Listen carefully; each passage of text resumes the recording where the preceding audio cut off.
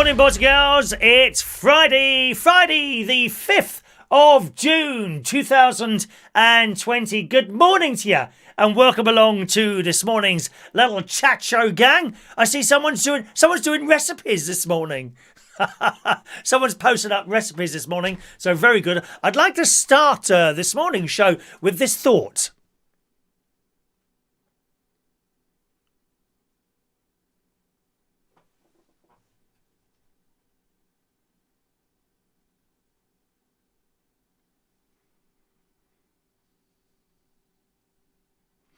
Thanks very much for letting me do that, boys and girls. Now, I noticed my little chat thing, my information screen that's just to the left of me there, does appear to be functioning correctly this morning for the first time in a week or so. So I'm assuming that's something to do with the chat box as well. And you might well find that the chat works this morning. Be very interested to see what happens there. But do let us know how you get on with that this morning.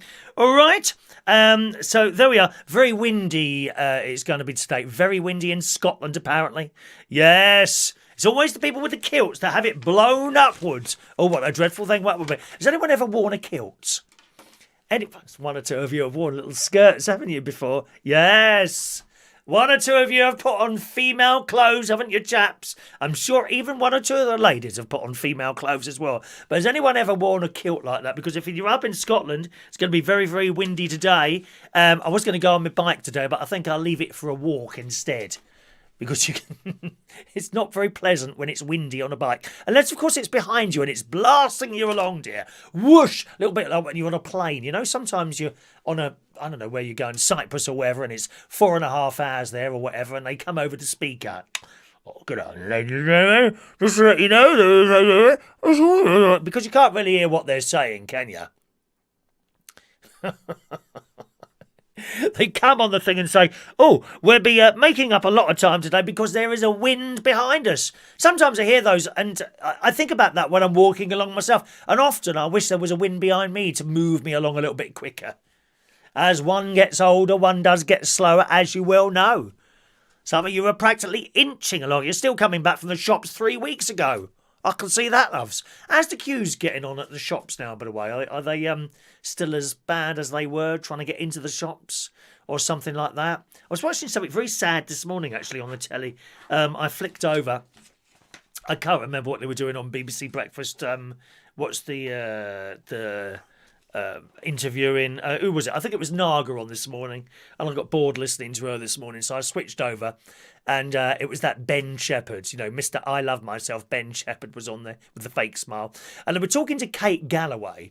Now, I'm not sure who she is. I'm probably completely out of my depth here. Kate Galloway, is she a reality star or a reporter or something like that? I know the name, but I don't know what she does. And apparently her husband, now is he a famous person? Her husband's had this virus thing for some time now. Oh, it was ever so sad. It's not gone, you know, as in up there. They're still, I think he's still being worked on at the moment, but they had to put into a coma for several days. He was practically begging to be put into a coma because every second of the day he was like, I can't breathe. I mean, just imagine that. Awful, isn't it? So who is Kate Galloway? Perhaps someone can enlighten me. Is she one of the presenters on the show that would normally be there, but her husband's not there? Don't know. Anyway, let's say good morning to some of you this morning. Danny Gibbs right at the top there. Morning, Danny. Mick Davenport, Diane Jebb, Gavin, good morning to you. Mr. Jason Hughes, there's Fran Green. Daniel Woodhouse, hello to you. He's been putting up recipes this morning.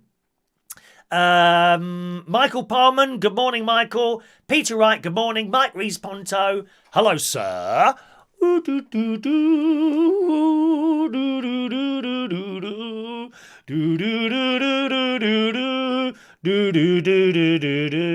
And good morning to Dave Moses. Hello, young David.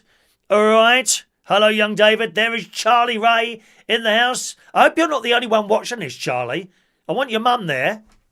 Mum's got to be there as well. Good morning, Mum and Charlie Ray in the house today. In the house to be. Yes. And Andy, Kate Galloway is one of the presenters that works with Ben Shepherd on Fridays. What? She must do something else. She can't just be on there sort of once a week, can she? So she would normally be sitting in the studio with... You see, I don't watch the ITV one much. Can't stand that bloody Piers Morgan shouting and screaming at everyone all the time. It gets on my nerves. Anyway, a lot of common sense he speaks, I must say, but he does get on my nerves.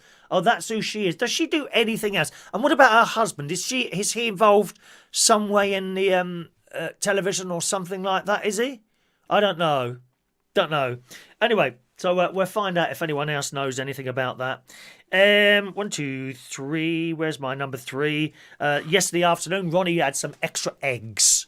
They're just about to go out of date, so I had those. He won't eat anything that's out of date, my mate. As soon as it goes, sometimes before. As soon as something goes past, if it says, like, for example, the 5th of June, he'll throw that out today if it says the 5th of June. And he had some eggs, which I think they were just about to go out of date, but he's got a lot of eggs in at the moment. So he bought some, I think he bought about 6 of them over yesterday. And they had a couple of days left. I said, well, I'll eat those, you know. He just throws stuff away. It's just, I hate food being thrown away. I mean, I was in pieces the other day when I had to throw away an entire bag of potatoes when they started, I don't know whether they were kind of ejaculating in the bag. There's all this stuff coming out of them. Awful. White stuff. Horrible. And they stank. Mind you, not as bad as carrots. Have you ever had carrots go off in the cupboard? Oh, they stink, don't they? And you pick them up and they're all mushed. They're just... Oh, not for me at all, I'm afraid. Mummy's not here. Well, where is she, Charlie? Go and get her, dear. Make sure she sits down and watches this show. I'm not here to talk to myself all day, dear. God's sake, Charlie, what's wrong with these people? Drag her in if you have to. If she's not up yet, wake her up. Wakey, wakey. Andy, her husband has worked for Parliament and produces the GMB sometimes. Thank you very much, Andy. So now you've fill us in. Now we know what he does. And Dave, she also presents on Smooth Radio. Derek is involved in politics for Labour. Okay, so there we are. No super chat has no idea what the prizes is this week. Oh, how foolish of me. I completely forgot to tell you yesterday, didn't I? Super chatter raffle was won yesterday by Chris. Chris Woodhouse won the raffle yesterday. I have to say, all the parcels are in the post now. In the place to be, in the post. That's where the parcels are. I completely forgot to tell you what the Super Chat prize is for you next week. And it is...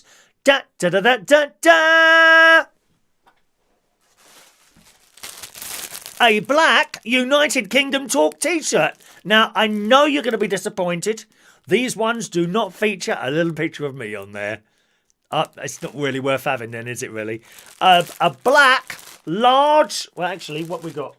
You can have a white or a black, large United Kingdom Talk t-shirt.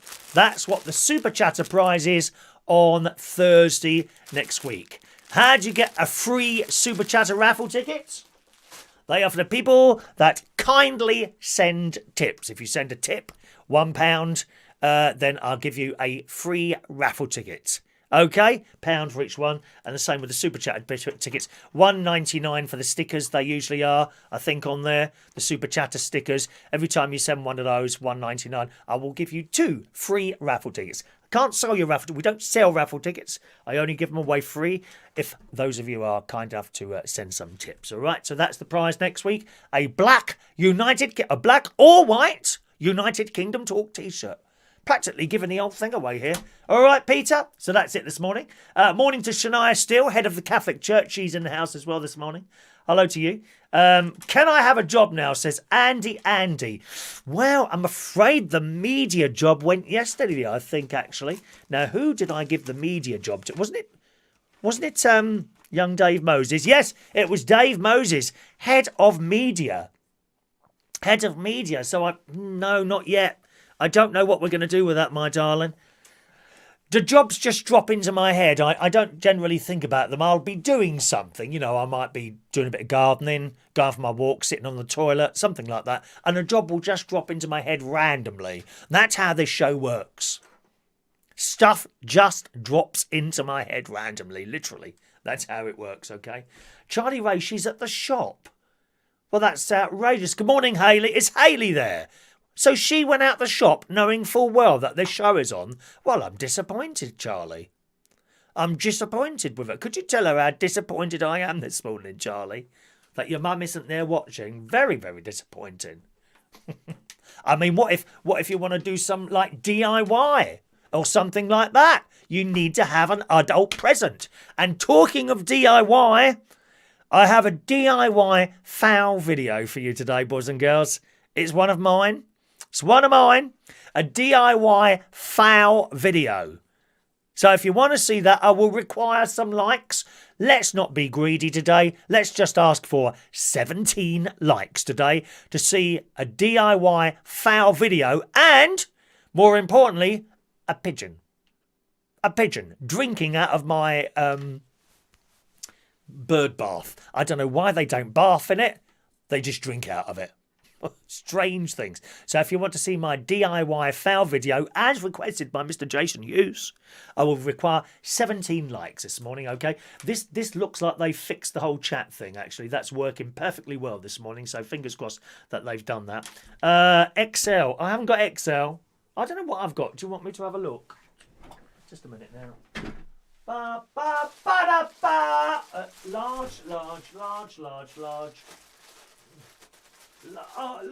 Large. Large. Oh, and what's that on there? 1 minute. Oh, XXXL. Oh, there we go. We have got some. I didn't think I had any. There you go. It can be large white, large black, or XXL large. That's what the Super Chatter prize is this week. Only in colour. No darts, I'm afraid. There's no picture of me on that one, Adrian. I can't see it being a popular item as there's no picture of me on it. I can understand that indeed. Dave Moses is small. Is that right, Dave? How disappointing. How disappointing. Adrian, can I have a job being happy person in charge? No, that would actually have to go to someone who's happy, Adrian. And not yourself. I rarely see you smile. You just seem to look at things and just point out faults or things that you think are wrong with them. I don't think anyone here, I'll ask the rest of the crowd here, shall I? Has anyone ever seen a happy type of comment from Adrian? Anyone at all? I mean, feel free. Feel free to cut and paste. Thank you very much. It's nice of you to sit on the toilet. I think so as well. Good morning to Michael Lawrence. Morning to you. Morning to Michael Lawrence this morning. Shall we get on with this now? Let's do some stuff. Okay. So there we are. That's that. BBC Lincolnshire, I got a little letter from them, a little email from William, who's one of the presenters up there. He's playing out a couple of my clips this week. What's he playing out? I think, I can't remember what he's playing out. And I sent, was it Sandwiches on the Beach? Oh, no, I sent him that yesterday. I sent him Sandwiches on the Beach, which we were talking about. I usually take out a couple of clips during the week, somewhere in the show, and send them up to them, and they kindly play them out. They like to play them out. Probably got a little gap on there. Oh, my God, what can we do now? Oh, well, let's just shove this on. It might be a little bit like that. But I'm not complaining. Not complaining. At least I'm on. At least I'm on there. So there we are. The good news... Very, very good news, boys and girls. The sink has been fixed in the caravan. You may remember I had my my bathroom done in the caravan last year. It was around this time last year, actually. But the sink came away from the wall. Don't know how that happened. You know that sticky stuff they put on it? I think it was held on with that. So that has now been refixed on the wall. So I'm very pleased with that. You know, I won't have a wobbly sink now. Just a wobbly stomach. And perhaps wobbly hips. But no wobbly sink. Sink has been fixed in the caravan. I'm very pleased to say I found my mask in the car to protect me against evil viruses and things like that when I go into Lidl. Proper mask like 3M. Oh yes, dear. With a little filter on the side. It goes over your ears. I felt very disturbed having to go into the post office the other day without my mask on. I had this, one of the Union Jack ones, but as you know, they are more decorative actually than doing something, which I put a couple of tissues behind, but it's very, very unpleasant that, because the tissues very quickly seem to disintegrate on your face and you get a mouthful of paper. You know, horrible stuff. Absolutely horrible stuff. Anyway, so I found my mask. What else have I got here? Oh, isn't that funny? I've put numbers next to what I'm going to talk about. I haven't put a number 7. Oh, there it is. White Lines. I've been watching that on Netflix. I'm still trying to get through White Lines on Netflix at the moment. I don't watch much telly. That's the problem. Now, my sister, she discovered that the new series of the outrageously unbelievable Dynasty is back on Netflix. She's watched the whole lot. She binge watches, I think, entire series. She keeps also watching Merlin. Do you remember Merlin? That excellent series on BBC television some years ago now, with the Northern Irish accent. Oh gosh, what's his name now? Can't remember his name now. Very, very good actor. He was also in Skins. Him. You know the one, don't you? Him. And she keeps watching that at the moment. Merlin. Over and over again. I don't usually watch things more than, TV series. I only ever watch them once. I mean, I quite like Doctor Who, the old Doctor Who's, but I don't watch them. I occasionally watch a clip, because it always amuses me, of John Pertwee's Doctor Who, Planet of the Spiders. The very last episode, part of it, where this giant spider is there, and it starts screaming and shouts him, "Give me the crystal, Doctor! I must have the crystal! Give it to me!" And this crystal then flies out of his hand. So badly made. But that's what the technology was like then. They did their best. This blue crystal flies up and inserts itself into a selection of crystals with one hole. She's waiting for this crystal, and then it goes in, and then she just loses the plot. Ah! I am power! I am all power! Ah! What's happening? I'm burning! I'm burning! And the Doctor says, that's your own fault, basically. And the whole thing blows up, and then the Doctor changes into John Pertwee. It is hilarious.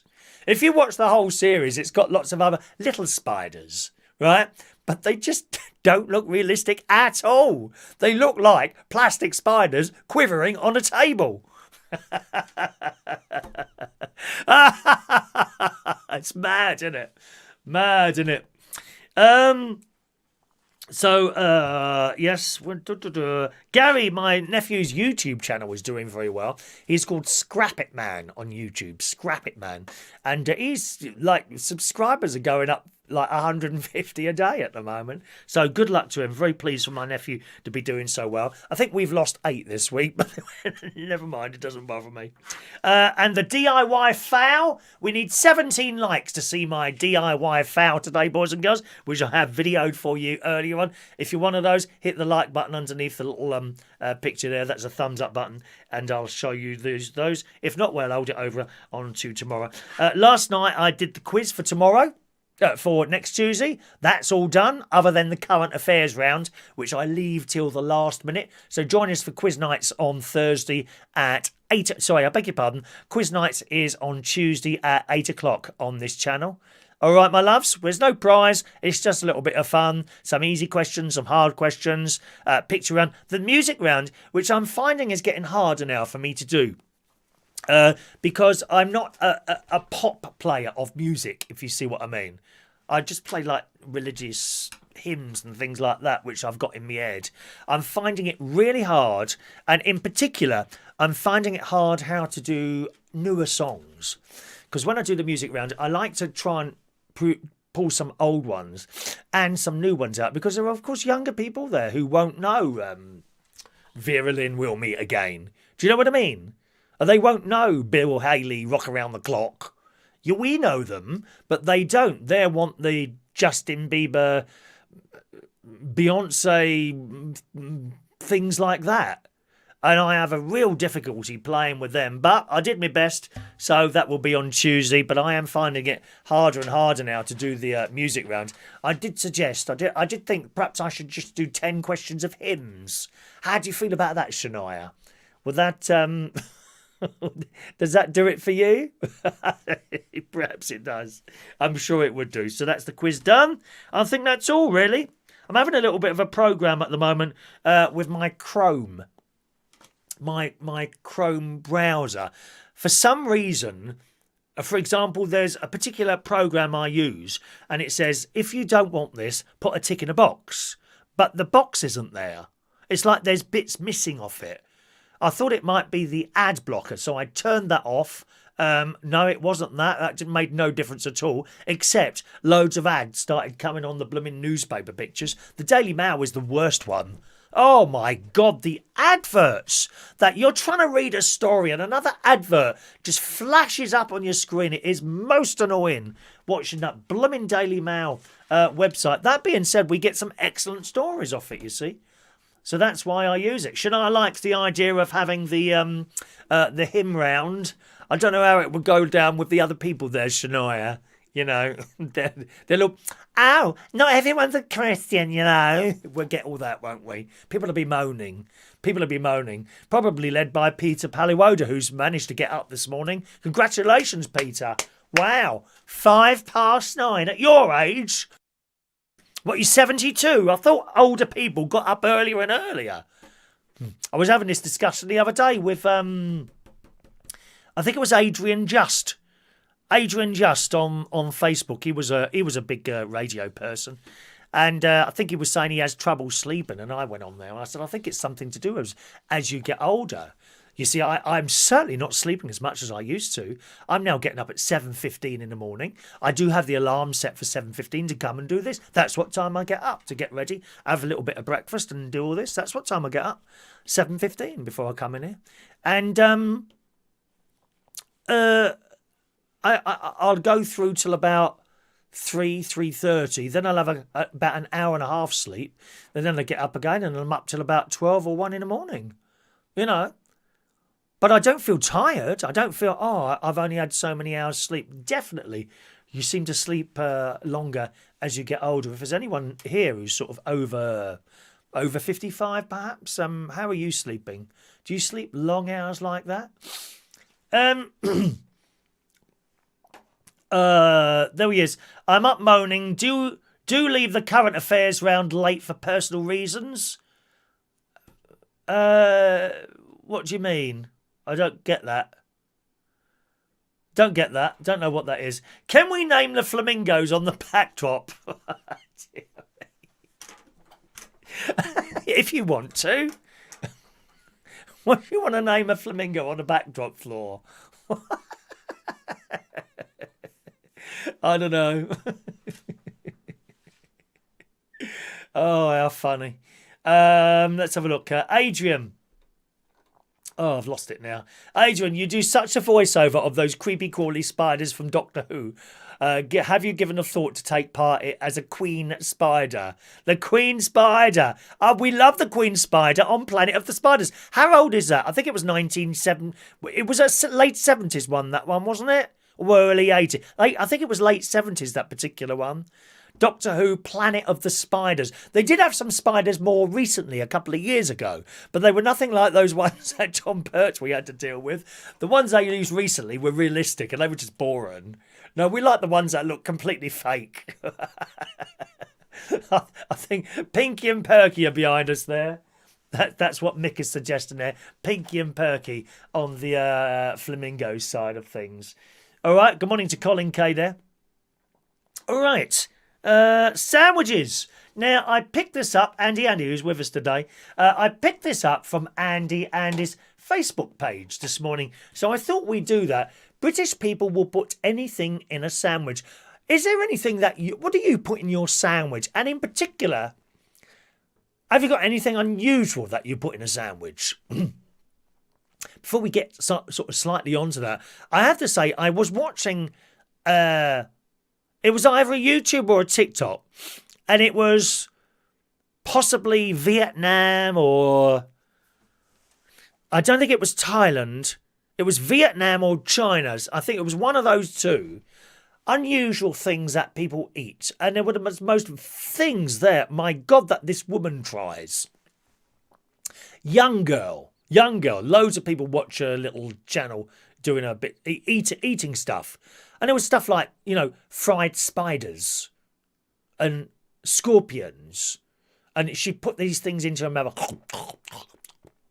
and they'd be crunching away. This is the same one I told you about some time ago. She picks up this octopus and bites its head off. I think it was dead. I hope so, anyway. And it was just all black inside of it. Oh, my God. Quite apart from the animal cruelty thing. How could you eat that? Oh, she picked up this thing by its legs and just bit its head off. Oh, my God. Awful. Or one of the things she picked up was a tortoise or a turtle type thing. Literally like a sandwich. And she picked it up like that. You could see its legs in there. And she ate it like a sandwich. Disgusting. Anyway, I hope none of you are doing anything like that. But what do you put in your sandwiches? On the post I saw on Andy's website this morning, or his Facebook, some people, of course, saw some of you do chip butties, don't you? John Parish was on here. I don't think he's with us yet this morning. Might be a bit early for him. But John Parish has chip butties. Do you like those? And do you just put chips in them? Or is there salt and vinegar on there? Or tomato sauce? Something like that? What do you have in your sandwich? Crisps. There we are. Crisp sandwich. I remember having those as a child. Oh my God, all that carbohydrate. We didn't think of that word. Didn't exist years ago, did it? Carbohydrate. When did you ever hear someone talk about, oh, it's a lot of, when your mum says to you, oh, don't know about that. A lot of carbohydrate in that. Let's have a spoonful of humus instead. Humus. Or what's that other stuff that looks like rice? I don't know what that's called now. Something that looks a bit like semolina. Looks disgusting. Caucus. Cocus. Oh, I don't know what it's called now. This horrible looking white stuff. They've eaten little plastic things in Waitrose. That and humus. No, thank you. Crisps. Banana sandwiches? Yes, please. I had banana sandwiches years ago. Thank you very much. Banana sandwiches. Yes. Or even better, banana French stick. Where you put it in like a long French stick. Not a sub. It's not a sub. This is not an American steak, dear. It's a French stick, dear. It's a French stick. Or a long roll. Not a sub. All been convinced to change your words, haven't you? Why is all that? It's a French stick. Put it in a French stick, nice chopped up banana, or you could just put it in whole and just squash it down. Banana rolls. What about pizza? Here's some unusual ones. Pizza in a sandwich. Anyone have that? Or another one here. Pot noodle in a sandwich. I like chicken and mushroom pot noodles. Suitable for vegetarians, incidentally. They are. Look at the pot. There's not a hint of chicken in those things. How do they get away with calling it chicken and mushroom pot noodle when there's no chicken in it? There's no chicken in a chicken and mushroom pot noodle. I'm serious. You go and buy one and have a look at it. There's no chicken in there. Suitable for vegetarians. How about curry in a sandwich? Anyone done that one? Curry in a sandwich. Shepherd's pie in a sandwich. 2 bits of bread. With a shepherd's pie, put the top on. Huh? Either vegetarian shepherd's pie, I suppose, with lentils, or corn, or dead animal shepherd's pie. Which one do you want? Pork pie sandwich, complete with dead pigs. Morning, Maureen. Morning, Maureen. Thank you very much. Thanks for keeping us company, entertained every morning. It's all part of the fun, Maureen. We do like a little bit of a laugh, my darling. Pork pie sandwich. No? Yes? No? Spaghetti bolognese sandwich. What about that one? Is that doing it for you? Be a bit messy, wouldn't it? I would imagine that would be a bit messy. Anyway, they're the sandwiches there. What do you put in a sandwich? Let's see. Good morning, Chris Woodhouse. Morning to you, Chris. Your prize has been posted off. It's quite heavy because it's got the Frey Bento steak and gravy pie in it. Okay, keep an eye out for a grey plastic envelope. I don't think it'll get you to you today, though. There we are. Let's just scroll out there. Good morning to my sister, called the Flamingos, Chris and Ronnie. So there we are. Chris and Ronnie. Morning, Dr. Gregorian. Shania says her chat's playing up. Oh, it seems to be all right here this morning. Strange, isn't it? There we are. Scrolling down there, let's have a look there. We're talking about the where is it now?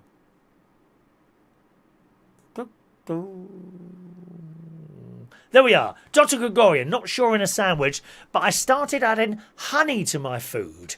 Any food. Funny you should say that, Dr. Gregorian. I started doing that as well. Occasionally, just to see what it's like. Sometimes it worked, sometimes it didn't. I put some on one of my burgers. Very nice. Have you put it on burgers yet, Dr. Gregorian? I tried that. Really nice. Or I did also put it on just a little bit on the side, because you might not like it. Don't spread it over your whole meal, because then you might end up chucking food away. And we don't like to chuck food away. We don't like to do that. I also put it over just a few of my chips on the side. No, that didn't work. But something that's perhaps very got quite a bit of spice on it, I would imagine it might work on. How about a banana and honey sandwich? That sounds quite nice, doesn't it? Banana and honey. I like honey.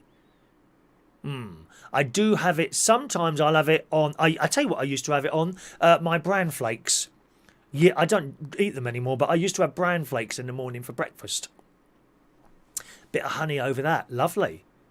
Although I did try it in my overnight oats that I have, usually every morning. I had that this morning. Blueberries, porridge oats and fat-free yoghurt in a jar. Mix it up the night before, in the fridge, out, eat. Did try a bit of honey in there. No, didn't work. But I would imagine certain meat products. And the reason I tried that is because some time ago, my friend, and I don't think he's here at the moment, Danny, who was here right at the beginning of the show, we went to Cleethorpes, and there's a restaurant on the pier there. What's it called now? I can't remember what it's called now. It's like an Italian name, like Lorenzo's or something like that. It's got on there. Can't remember. Dom something. I don't know. Anyway, it's on the pier. Big fish and chip restaurant. It's actually a converted theatre.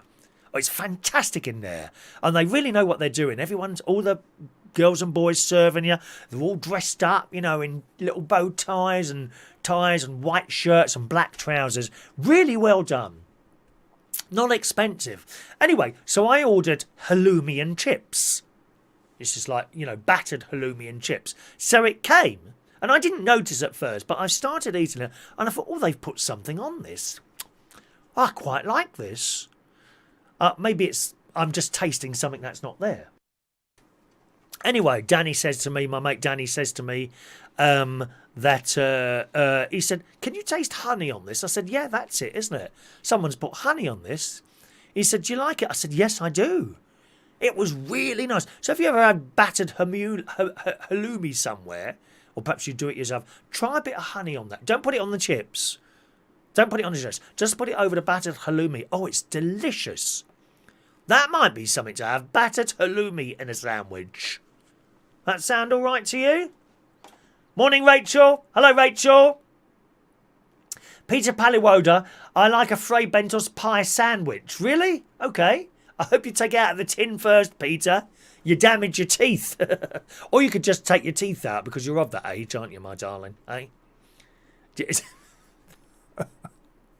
You could get the sandwiches and just suck it if you've got no teeth, couldn't you? I mean, look at it this way: you'd lose some weight, wouldn't you? If you got false teeth, which probably you have, Peter, I don't know. You could take them out, and when you're eating a meal, it would last so you wouldn't be able to eat it all because your gums would start hurting. The gums would start hurting. Oh, Peter, you have to suck the sandwiches out of them. Like that. Just a suggestion. Anyone else who's having a little bit of trouble with the weight, same as me, if it gets too much, just have all your teeth pulled out.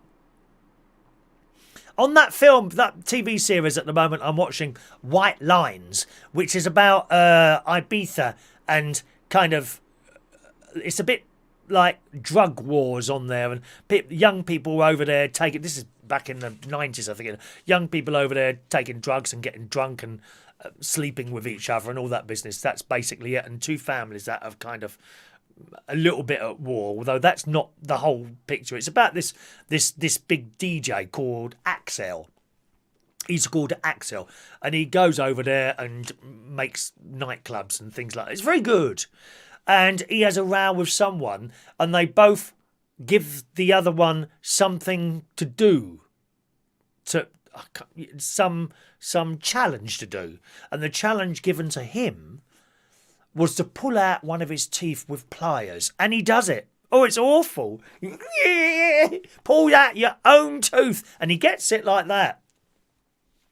And then, and this isn't very pleasant, and then he has to tell the other one what he wants him to do, and he says, right, I'm going to put a tattoo on you, and you have to let me choose what it is, and you're not allowed to look. So he has his blindfold on, and that tattoo he puts right at the top of his leg, which is a very sensitive part of the body. So if you've got your legs, your legs like that, right at there, right at the top of the body, right?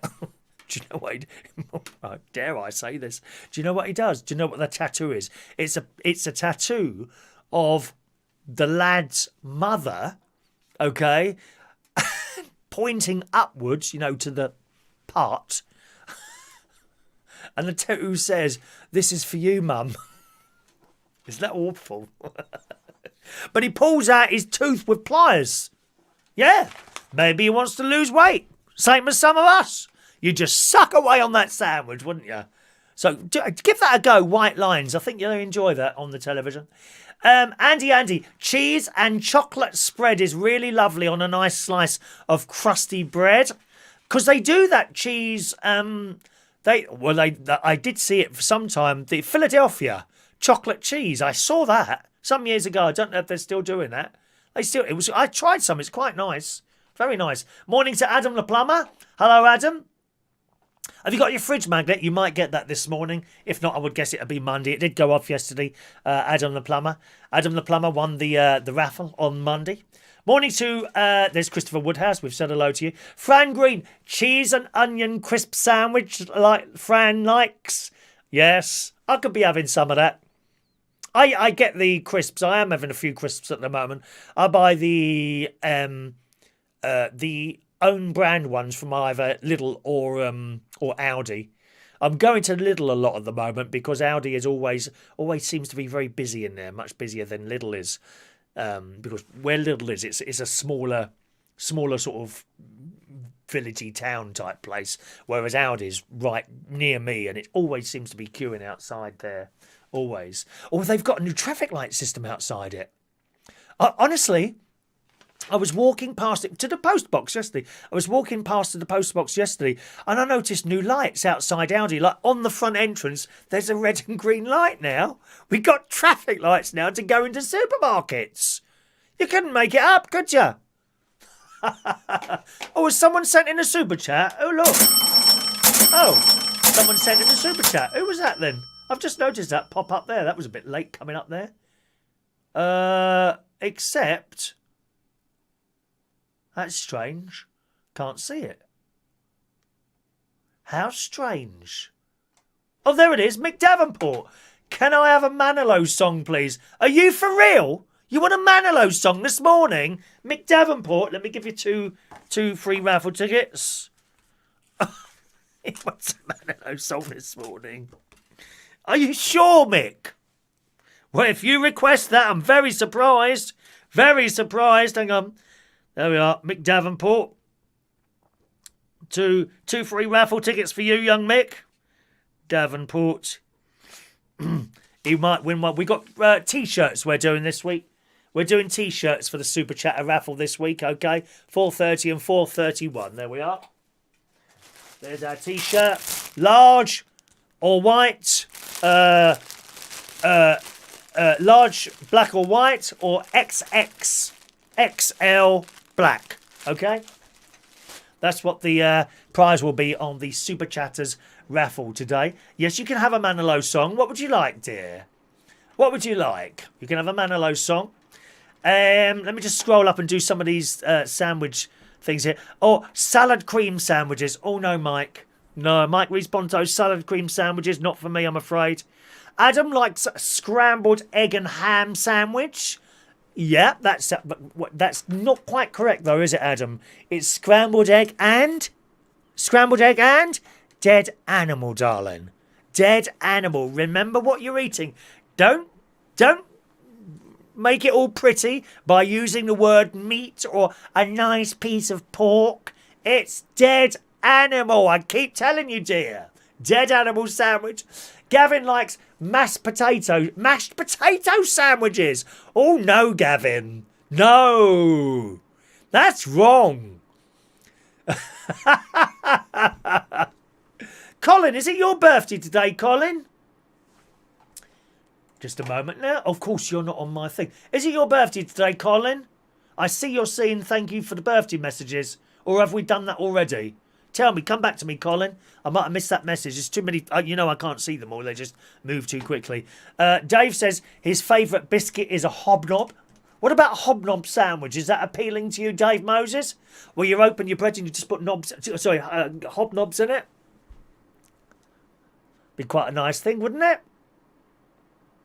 Soup in a basket, popular in the 1960s, as indeed. Well, that'd be all right with you and your false teeth, Peter. Sucking away on that soup. Is that what you have to have now? All your food's mashed up and liquidised, is it, my love? You got a little straw. Just think, all that effort you don't have to do chewing up anymore. Isn't it funny how we don't bite our tongues very much? You'd think it would happen a lot more often, wouldn't you? And it's annoying when you do. And it's a hard bite. Oh! Blood pouring out your mouth. A little bit like Axel did on White Lines when he pulled his tooth out. Awful. Daniel says there's a rule about cheese sandwiches. The cheese must be sliced, not grated, because it all falls out. I agree. Oh my God, Daniel. How many times have I been in the car trying to eat a sandwich with grated cheese? And there it is, all on your lap.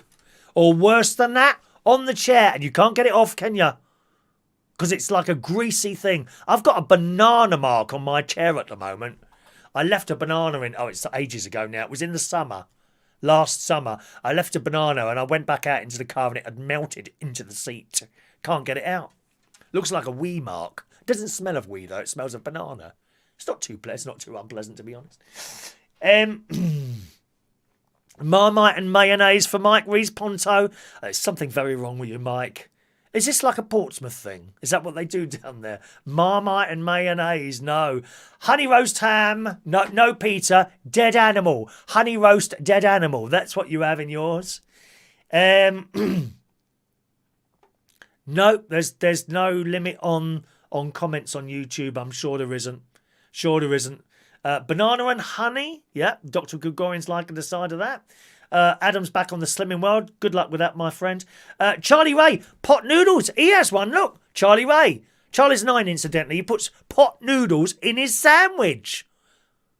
What, the plastic pot as well? Be very crunchy. You'll damage your mouth, Charlie. I hope you're brushing your teeth at 9 years old. You see all these other people on here, Charlie. Most of them haven't got their own teeth. Don't let that happen to you. You or your sister. Has your mum got false teeth? I bet one or two of hers is false as well, is it? Eh? But don't do it, Charlie. Brush your teeth twice a day. Very important. And flossing. Do you do the flossing, Charlie? With that little bit of string. Horrible.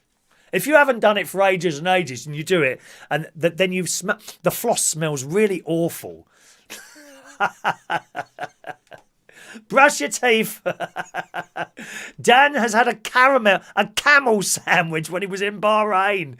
How the hell do you get a whole camel in between two pieces of bread? I'm impressed.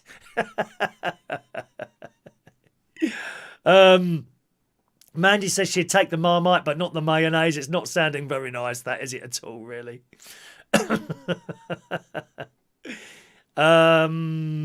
Rachel doesn't like the Marmite then. There you go. Mick's still having trouble with his...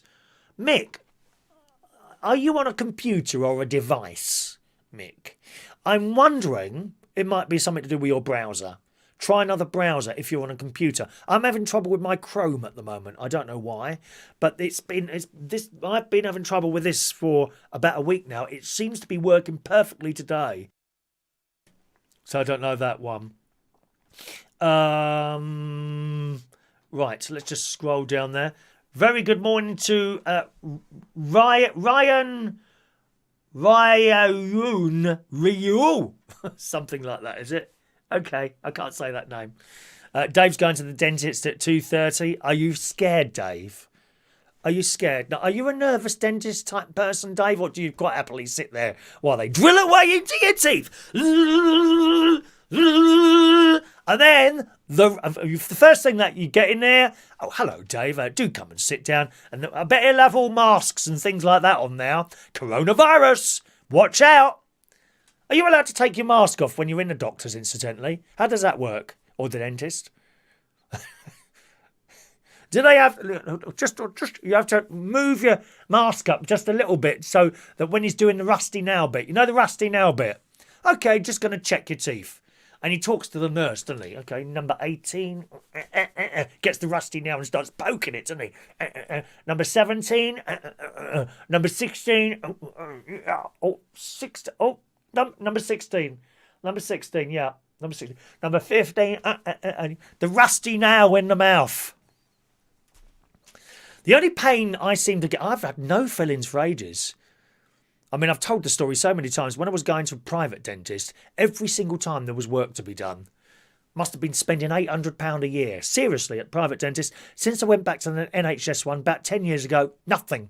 I have the checkup, nothing ever wrong. Then watch out for those private dentists. Watch out for them. I think we'll have to scroll down a little bit here just a moment now. I want to see if it's someone... Whose birthday was it? Was it Colin? Colin, hang on a minute. Oh, I can't keep up.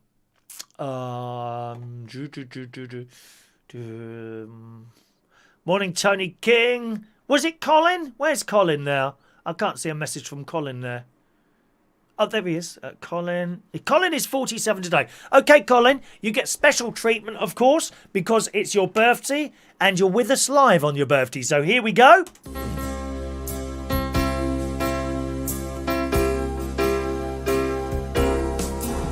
Happy birthday to you. Happy birthday to you. Happy birthday, dear Colin. Happy birthday to you. Happy birthday, Colin. Many happy returns for all your friends on here, my darling. Okay, happy birthday to you. Morning to Dave O. Do I have a time machine? No time machine here. If I did, I'd jump straight in it and go and visit my mum and dad again. Absolutely. That's the first thing I do. Jump in my time machine and go and visit my mum and dad again and say sorry for all the bad things I did throughout my life that upset them. Okay, that's what I do straight away. But we can't turn the clock back, unfortunately. Shania, tuna mayonnaise is one of her favourites on sandwiches. Gosh. Wow. Frozen lager sandwich. I don't like the idea of that, Peter. What's that? A clank goppy sandwich. I don't know what that is, Peter. The other Peter there. Don't know. Let's have a look. Dave, do keep up, dear. It's a dentist joke. 230 equals tooth hurty. Yes. You know those links between your records on the show, Dave? Yeah, can I suggest you just stick to the station name, coming up, and perhaps occasionally the weather?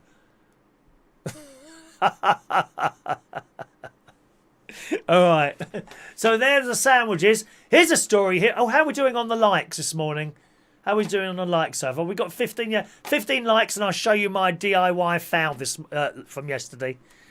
I don't know why I try and do DIY. It never works for me. Going to do some stories for you first. In the Metro this morning, a couple of days ago this is, the moment an unwelcome avian visitor makes themselves at home in a woman's house. Now, you remember last week I told you I had this magpie, which I observed while I was eating my dinner outside on the table in the garden. Last week it was, and it hopped onto the garden, looked at me, went over, had a drink of water out of the bird bath, and then hopped over to my kitchen door, which it saw open, and went in. Had a good look around my kitchen. Blooming cheek. Seagulls. Well, I'm not a fan of seagulls. Great big fat things, aren't they? One landed on my shoulder. Sorry, not on my nephew's wife's shoulder in Cleethorpes. She was terrified. Screaming she was. It was hilarious. I was laughing anyway. She wasn't. The mess those things make on people's cars.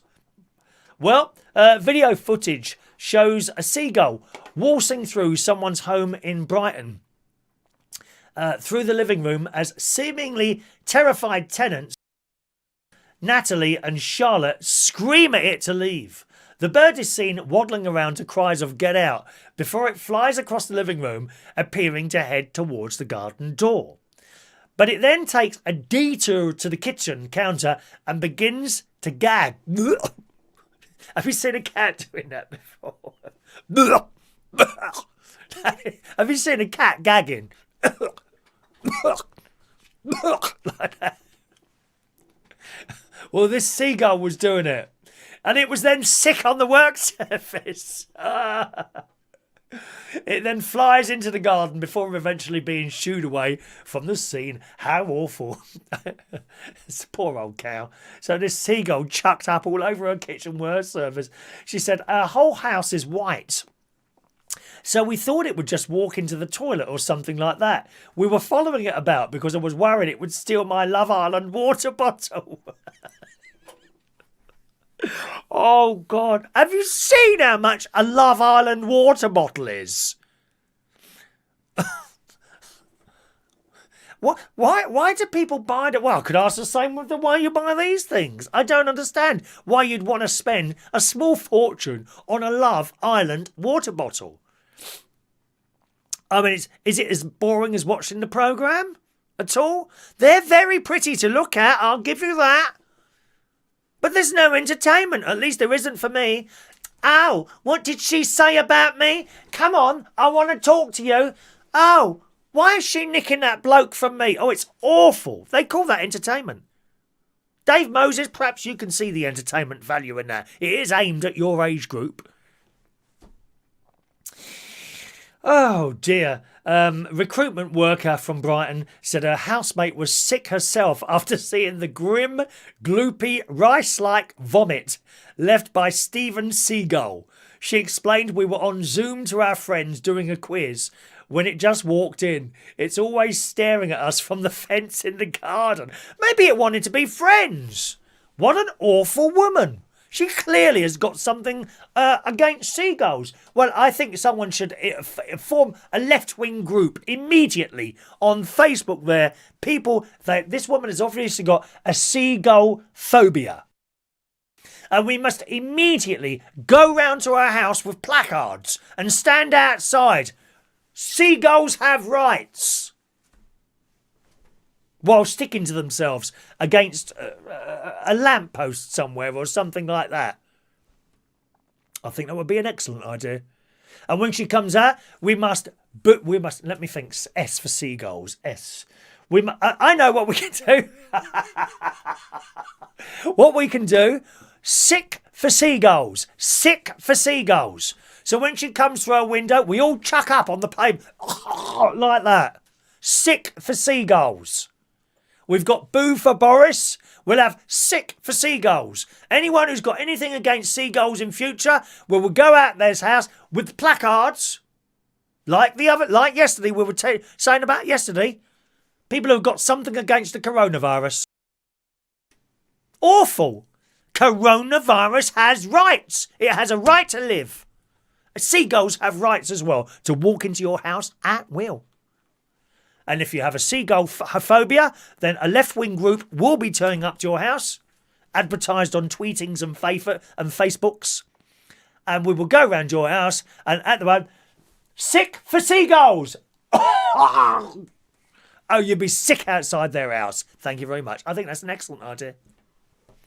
Come on, one of the left-wing people on here can sort of make a little group on the Facebook there. There's one for everyone on there, dear. Yes, you look for one. You're guaranteed to find one on there. She continued, we were quite drunk at the time. Surprise, surprise. And we were just screaming. There's a seagull! There's a seagull! Why didn't you just eat it? You could have caught that and eaten it, couldn't you? Do people eat seagulls? Well, they eat chickens. It's no different. It's not. Don't be saying that. Oh, you couldn't do that to a cute seagull as they sit down there and tuck into another chicken. We were quite drunk at the time and we were screaming. Our friends could see it from the laptop on the table. They were trying to film it. Charlotte, who's one of the girls there, ran into the toilet to be sick. There's a lot of sick talk on here, isn't there? And I was left clearing it up. I wonder what was worse, that or the... I mean, it can't... how much sick can you get coming out of a seagull? That's the question there.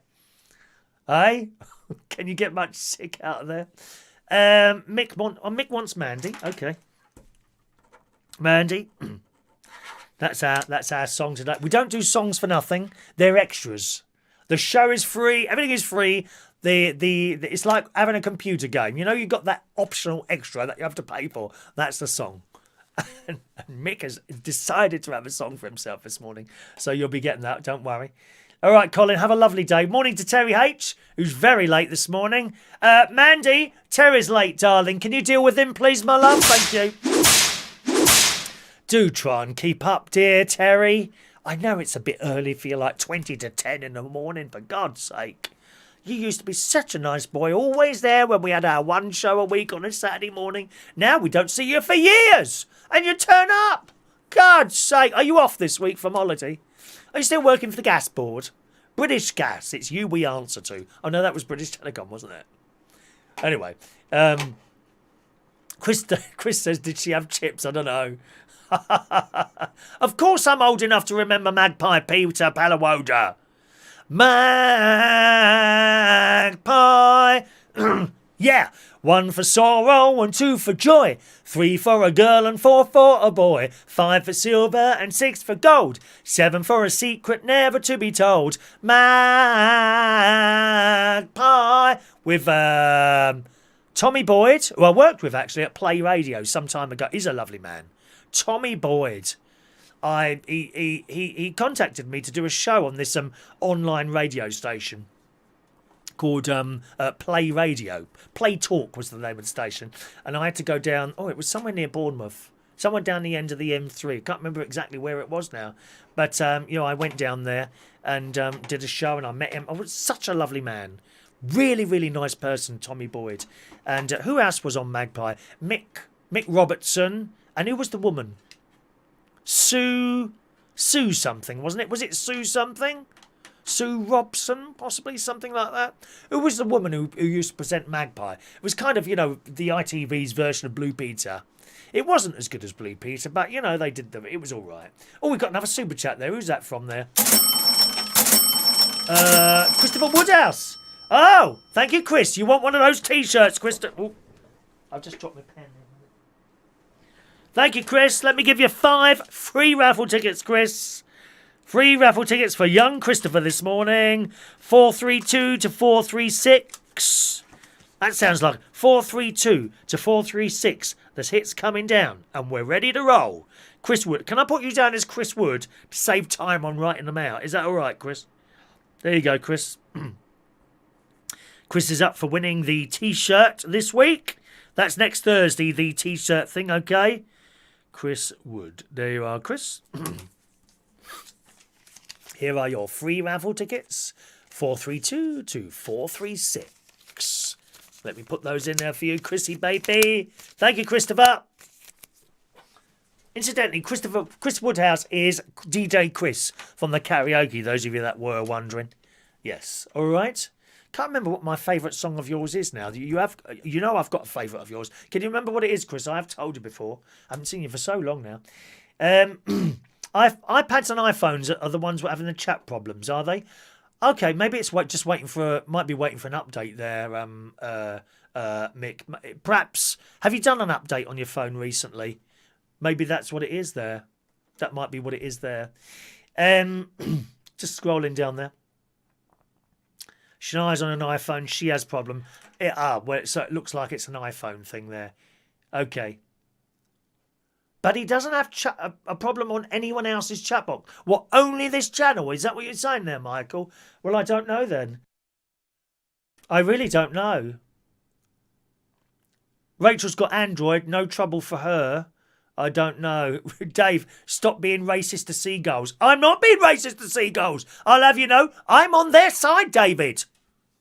I'm on their side. Believe me now.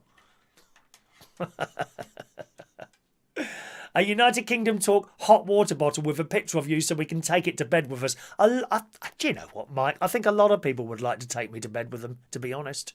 But I'm not easy. I'm not easy. No, I'm not. Things you say about me sometimes. Let's have a look. Let's just scroll. We'll have to scroll down a little bit, boy, because we're not getting anywhere. If I win the Super Chat raffle, I will be donated the T-shirt. Who are you going to donate it to? Have you got someone in mind? Morning, Mr. Media Mates. Hello to you. Newton, sometimes when we touch. Thank you very much. That's the one. That's the one there. All right. Peter Palliwoda, you like being abused. Otherwise, you wouldn't be here, Peter. Now, can I just ask you? I've got a little request for you, Peter, actually. It's been told to me that you're not putting your teeth in before you start watching the show in the morning. Do you mind dressing yourself appropriately before you sit there and watch me? I can't be having people sitting there looking as rough as asses as indeed you do this morning. Put your teeth in, for Christ's sake, and have a shave. Dear me, this time in the morning. Right, what should we do? 17 likes. Okay, what should I do? The Manilow show first? Should we do the Manilow first? Let's do the Manilow song first. Especially for Mick Davenport, as he has paid for a song this morning. You remember that, boys and girls. Next time he moans about my singing, remember, Mick Davenport this morning has paid. Has actually paid for me to sing a song this morning. And he's requested Mandy by the enormously talented Barry Manilow, who appears... Oh, it's a little bit... There we are. There we are. Barry Manilow, who appears every morning beside me there, as you well know. Right, hang on a minute then. Mandy. Mandy piano. One moment. I've got a real bad frog in my throat this morning, so bear with me. Mandy piano cover. Oh, that looks like a professional person. We have to find someone amateur like myself to be playing it. Hang on a minute. How to play Mandy. That looks all right. Is that all right? Let's try this one. Shall we try that one? Hybrid piano. Mandy cover. Even now. Piano cover. Okay, there's an amateur person. So you have to find someone like myself, because I have on the YouTube, there's like little boxes to tick, and one of the boxes is sort of, do you mind anyone sharing your stuff? And I have mine ticked. You know, people do share. I think Gavin actually uses bits of my show sometimes on his show, and that's perfectly all right with me. You know, we're not. That's fine. Doesn't bother me at all. Where other people might tick a box and they don't want anything taken from them because they feel like, I don't know, for whatever reason. Doesn't bother me at all. You know, if you ever want to take anything of mine and use it, I send the stuff up to the BBC. They quite happily play it out. But they do ask my permission, and they don't have to. I've said to them, you know, if you want to take anything of mine and use it, you know, then that's fine by me. But anyway, let's try it then. I don't know what key this is in. Let's have a little quick listen.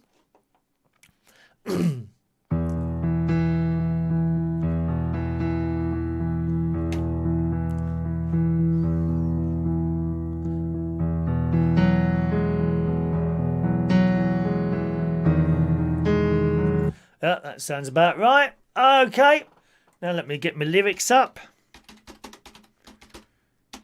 Lyrics. Are you ready for this, everyone?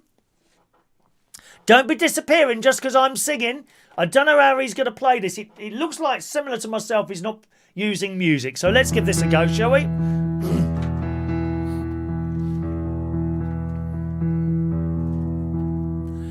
I remember all my time. Oh, hang on a minute. That's the wrong song there. Just a minute. Sorry. Mark 3. That's wrong. That's the wrong song there. Mandy.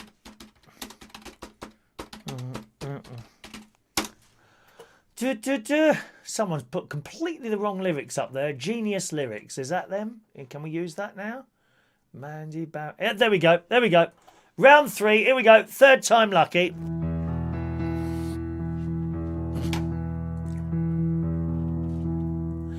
I remember all my life raining down as cold as ice.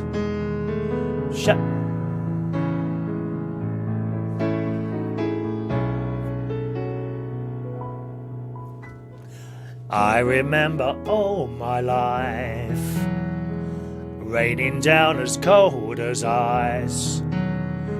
Shadows of a man, a face through a window, crying in the night. The night goes into morning, just another day. Happy people pass my way. Looking to their eyes, I see a memory. I never realized how happy you made me, oh Mandy. Well, you came and you gave without taking, but I sent you away, oh Mandy. Well, you kissed me and stopped me from shaking, and I need you today, oh Mandy.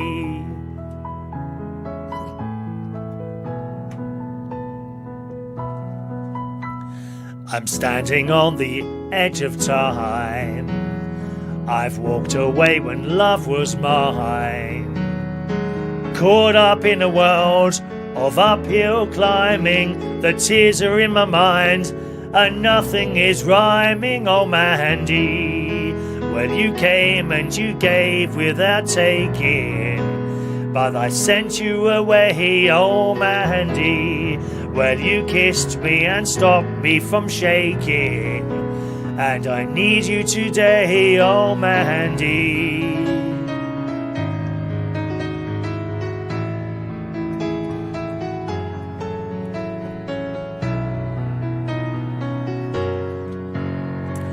Yesterday, oh, that's it, oh taking, and I need you today, oh Mandy. And you came and you gave without taking, and I sent you away, oh Mandy. There you go. All right, Mick Davenport, little song for you this morning. Badly sung as usual by me. I feel an album coming along at Christmas. I really do, boys and girls. You know, selection of Christmas. Start saving now. Start saving now. It won't be cheap.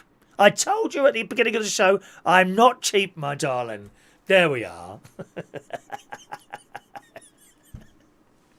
I don't know what key he was playing in there, but it was... I don't know. There we are.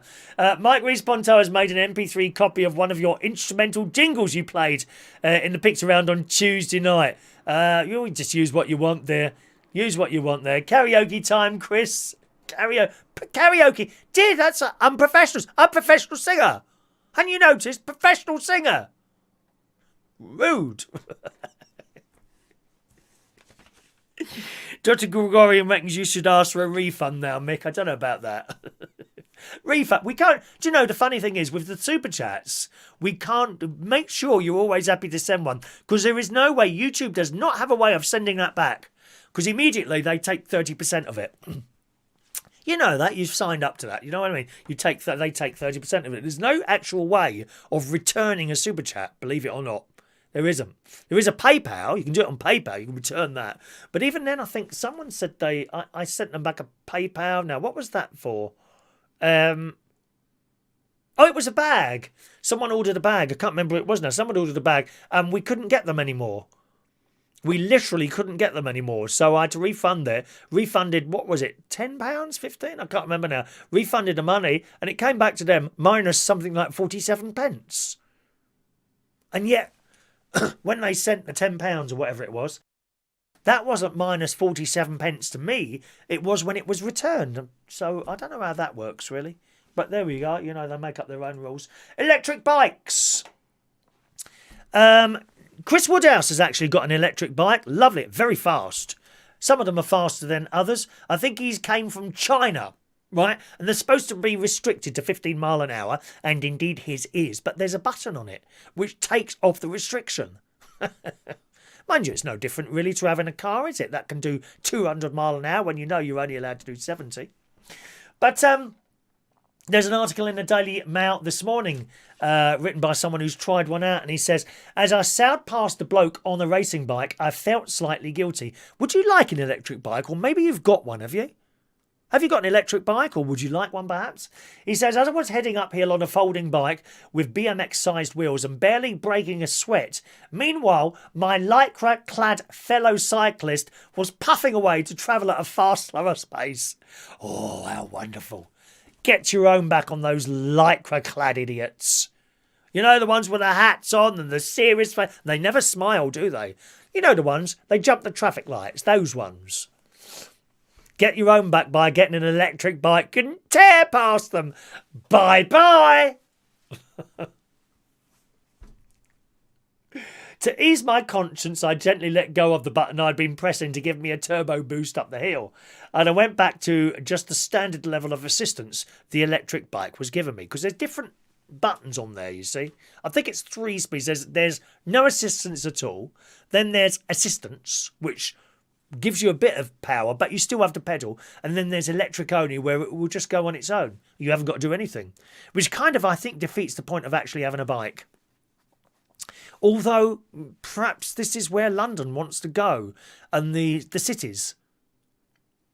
You know, if you took all the cars off and replaced them all with electric bikes, wouldn't have any traffic jams then, would you? Or would you? Or would you? To ease my conscience, this was in pre-lockdown days, and I was commuting across London to work on Go Cycles GX, a folding electric bike that over a few weeks managed to radically change my thoughts on battery assisting pedalling. Now, there's all sorts of electric bikes. I have looked into this.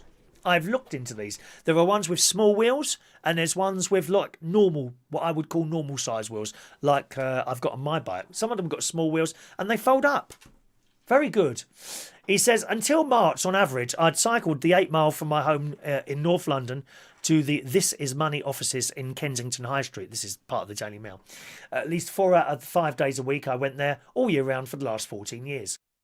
Now, I used to cycle to work when I worked for British Telecom, both as an operator and later on as an engineer. And just a normal, there were no electric bikes then. It was all right. I would say the roads were busy, but nowhere near what they were now. And the standard of driving was a lot better. You know, nowadays the standard of driving is really abysmal. With people, they don't stop for anyone or anything like that. You know, if you try and cross the road without pushing a button at the light, they hoot you. If you push the button at the light and you make the traffic lights go red, then they don't like that either. Driving is dreadful in this country now. Dreadful. Oh, did I carry on with the traffic lights outside Audi I was telling you about earlier? They've got a red and green light now at the door. The world is getting madder. He says, I love riding a bike, living in London and riding to work. I was mode of transport that was pleasurable more than the tube. In my leisure time, I do it for fun. But I'm not that serious about it. He hasn't got any lycra. This is like me. I'm just someone who enjoys being on a bike. I don't take it seriously. Not at all. He said, I'd also rather drop a couple of grand on an old car than on a very expensive bike. And there are some very, very expensive electric bikes. There's a place near me, Berkshire Cycles, and I went down to have a look, only in the window. There was a massive queue outside because they're only allowing 2 people in a shop at a time, which is good itself. And there were bikes in that window. I kid you not, they were £9,000. For a bike! £9,000! I mean, they looked fantastic. And the motor for this electric bike was built in. It wasn't like an attachment. Like a lot of them, they look like they've had a bit put on. Do you know what I mean? This was actually built into the bit where the pedals go round. That bit was a lot larger. Amazing. But a lot of money. He says, like many more serious-minded cyclists than me, however, I was of the opinion that if you're going to ride a bike, then you should do it under your own steam. This is where I am, you see. and couldn't quite see the point of choosing a heavy, expensive electric bike over a normal one. Nonetheless, when Go Cycle asked if I fancied trying out one of their electric bikes over the next few weeks, where's that gone now? I thought, why not? Let me just have some pills. I imagined that I'd use it a few times to see what it was like and then stash it away somewhere until it was time to return it, going back to riding my normal bike in the meantime. And he says, that couldn't be further from what have happened. I absolutely loved riding the electric folding bike and pretty much used it every day. I ended up borrowing it for longer than originally planned and even took it up to Centre Parks in Suffolk, travelling there after work by a combination of train and bike. He's had it for 3 weeks. I was genuinely sad to give it back. So what did I love about it? Firstly, it was worth noting that this bike should have been good because it cost £2,899. That's a lot of money, isn't it? But you get what you pay for. You buy cheap, you know what happens. He says it's a lot of money. You can buy a decent car for that, including a bargain classic that probably won't lose money. However, it's also worth noting that there are quite a few serious cyclists out there who wouldn't consider the price tag to be that expensive for a good bike. Well, I mean, I told you I saw them in that shop for like £9,000.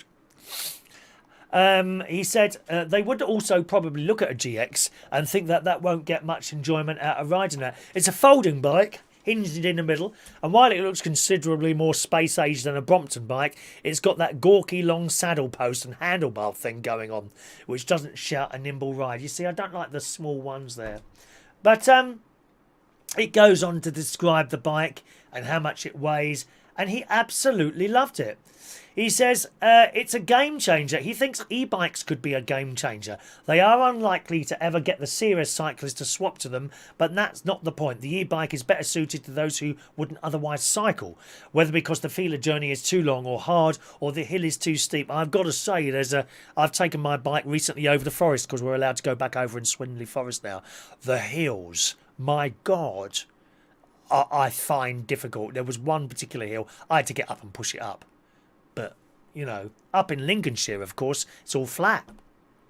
It's all flat. That being said, the journey from my caravan to my sister's house is much further than I always think it is. Come on. Oh, how much longer? And you just go on this really long road along by the river, right? And it's beautiful. One side you got the river, the other side you got fields, occasional gardens with chickens literally just running around. But there's no end. You don't see the end of the road. It goes on and on and on. And then you get there, you forget that you have to come back again. Nearly killed me.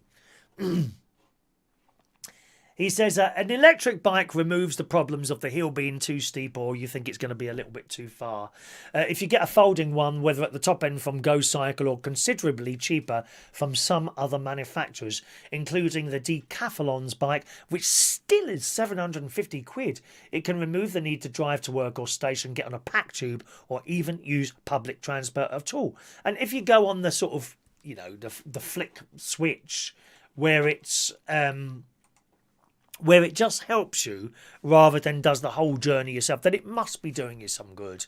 And of course, you won't have the worry of getting on a tube or concealed bus where you can't open windows, because you can't open windows on any of this transport now either, can you? You know, I mean, that would help with this virus situation if you could even open the windows. Now they're all sealed shut. Hate that, don't you? So I don't know what you think about that. Anyone got any comments about bikes there? Let's have a look. There you go. Chris, it does feel a little bit guilty sometimes when you're going past those cyclists, but it's funny passing someone when you're knackered. I'm sure it is. Mick, when's Manilow coming to Bristol? I don't know Bristol. I've got Cardiff tickets, but it's been put back a year. It's gone back a whole year, Mick. It was supposed to be, well, it was supposed to be a couple of weeks ago. Then they moved it to August, but I think people kicked up a bit of a hoo-ha and started asking for refunds, which I would have done. It was far too early. Now it's now been moved back to June next year. So we've got to wait another year. Let's have a look there. Bum, bum, bum. Peter, electric bike, 3 buttons, resting, lazy, and bone idle. I'd be on the lazy one, but you see, the thing is, I would like it as a little bit of a boost up some of these hills. Obviously, you know, but the legs perhaps are not quite as good as they were. They're still all right. They don't really get tired, but I do have difficulty sometimes getting up a really steep hill, and there are quite a few steep hills here in Berkshire, going down to Legoland. I've cycled down to Legoland before. It's not so bad going there. Coming back up, there's some very long hills that just go on, and you're in first gear, and it's a bit of an effort. So I might flick it on then. But I got a feeling, Peter, the only thing is, I think once you've done it a couple of times, I can't be bothered, and then you flick it. Well, then what's the point of having a bike?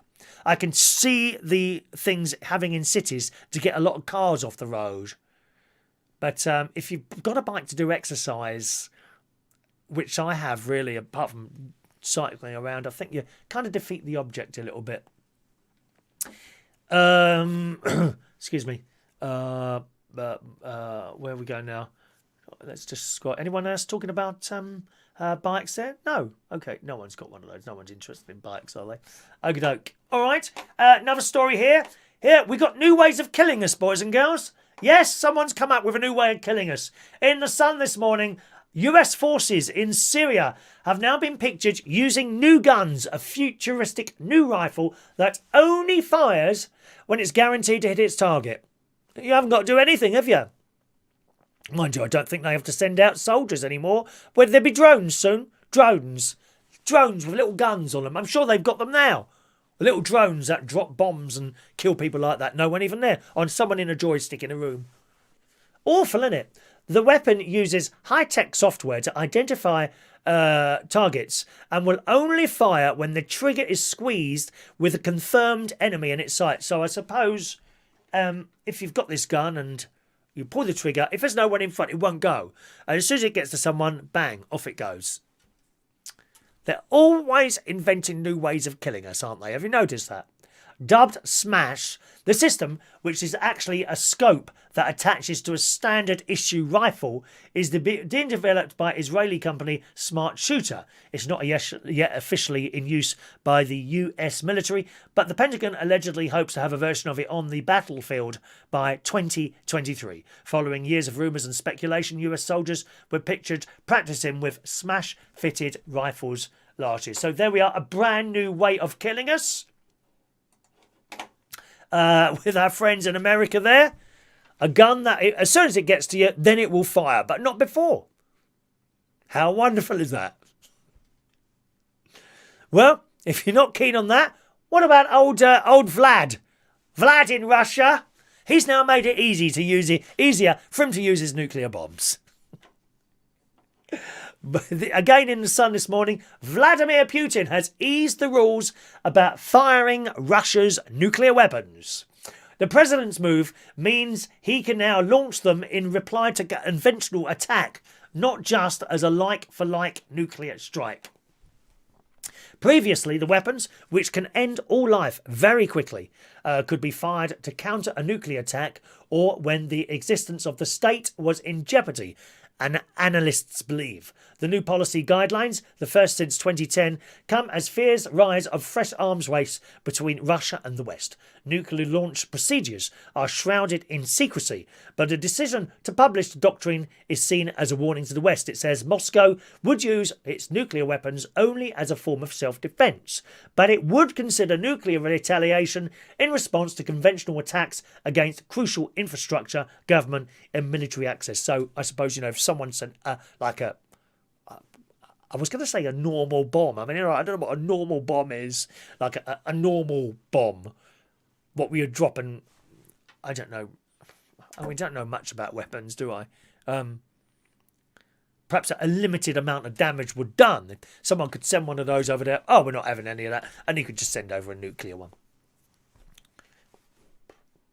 Just more, more and more ways of killing us, aren't they? And yet, they can't solve the problem of this little virus at the moment. And it's so small we can't even see it. Amazing, isn't it, really? Amazing. Peter says Trump's got his finger in the button. I'm sure he has. Good morning to the delightful LaBelle. Your emerald-eyed patchwork coat of magic is in the house for you this morning. Morning to you. Morning to you. Chris Woodhouse. On the subject of his bikes, he's got his set to pedal assist mode, where I have to cycle and the motor helps out. It's good for my bad legs. Yes, of course. That's a very good point there. Very, very good point there. If you've got bad legs and you've not been able to cycle for a while, perhaps that's the way to go there. You know, I've got actually, my knee hasn't been too much of a problem recently, which I find surprising. I don't know. I wonder if it's anything to do with the amount I'm walking now. I did another 5 miles yesterday. About an hour and 3/4. I don't notice the time, especially if you're on the phone to someone as well. If you're having a conversation and you're walking along, you really don't notice the time. Funny, isn't it? Funny, isn't it? Anyway, oh, I see we got 20 likes there. Okay, I've got to show you these. Thank you very much for your likes this morning for the show. If you're wondering what the likes is and you're new to the show, welcome along. There's a little box that you're watching the show on. Underneath, if you're watching it on a computer, is a thumbs up and a thumbs down. If you hit the thumbs up, that is a like. Okay? I'm not led by numbers or likes. Never have been, never will be. But YouTube is. And to get so many likes helps with pushing you up the sort of thing to get noticed, if you see what I mean. That's how that works. That's what the likes are for, to help you up. It's not to say, oh, do you like the show or not? I couldn't care less. If you don't like it, turn it off. Simple as that. I wouldn't stay watching something if I didn't like it. No, what it's for is for the YouTube algorithms. He's got the word right. Oh, yes. He's got the word right. Algorithms, as instructed by LaBelle some time ago, incidentally. She taught me that word. Algorithms. Something to do with the YouTube algorithms, and it kind of makes you a little bit more noticed somewhere. I don't know exactly what that means, but that's what I've been told. I think it was my brother-in-law told me that. It was my brother-in-law. All right. Okie doke. Oh, Dr. Gregorian's got a video conference call. Oh, don't worry about that, Dr. Gregorian.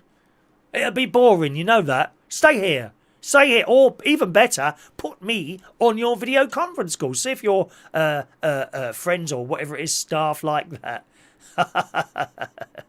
Okay, right. First of all, let me show you. Here is a pigeon. Look at that. That is my bird bath. Now, can you see that filthy water? See that filthy water there, yeah? If I put clean water in that, they don't go anywhere near it. Isn't that funny? You've got to leave the old water in there.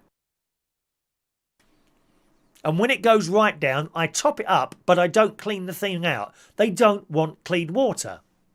Cats are the same. You put a bowl of water down for the cat, it spots a dirty old puddle, and it goes and drinks out of the puddle. Awful. There we are. A picture of a pigeon. But more important than this, as requested by the delightful Mr. Jason Hughes, can we see the DIY that you've done on your shed? It's another foul, boys and girls. Here it is. So yesterday arrived this tape stuff, right? So I put that on top of, there you go, that's where the hole is. Can you hear that? Listen carefully, right? And it's gone now. But the wood is all completely rotted underneath that. There's basically a hole in it. Right? So to start with, I put black plastic bags on there and a bit of waterproof gaffer tape, which you can see stuck there. That's the sort of one with the white lines in it. This stuff arrived yesterday, this tape. So I put the tape over the black bags and the waterproof gaffer tape. But it just... Oh, and, oh no! Oh no! Socks and sandals! Oh, no, that's how I dress. I'm such a tramp here. I only dress up to speak to you.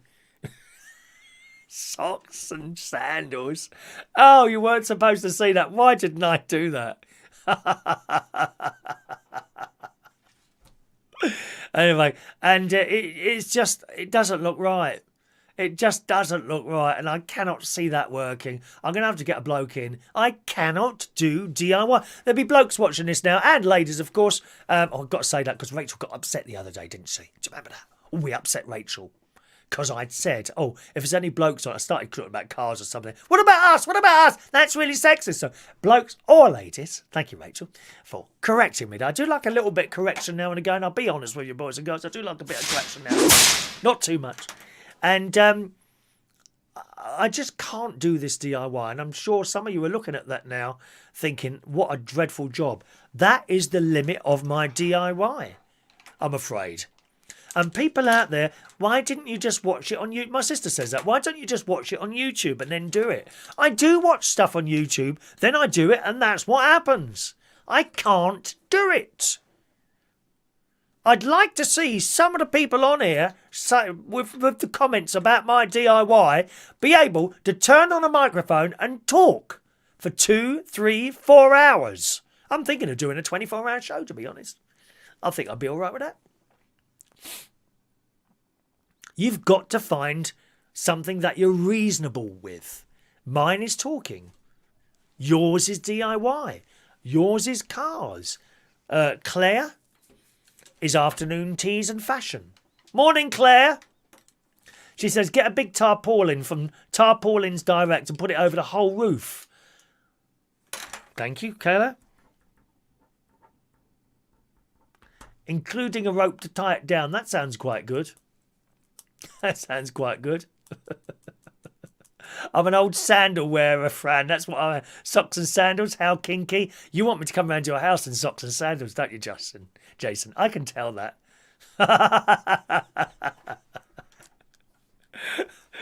Shaun, socks and sandals, really?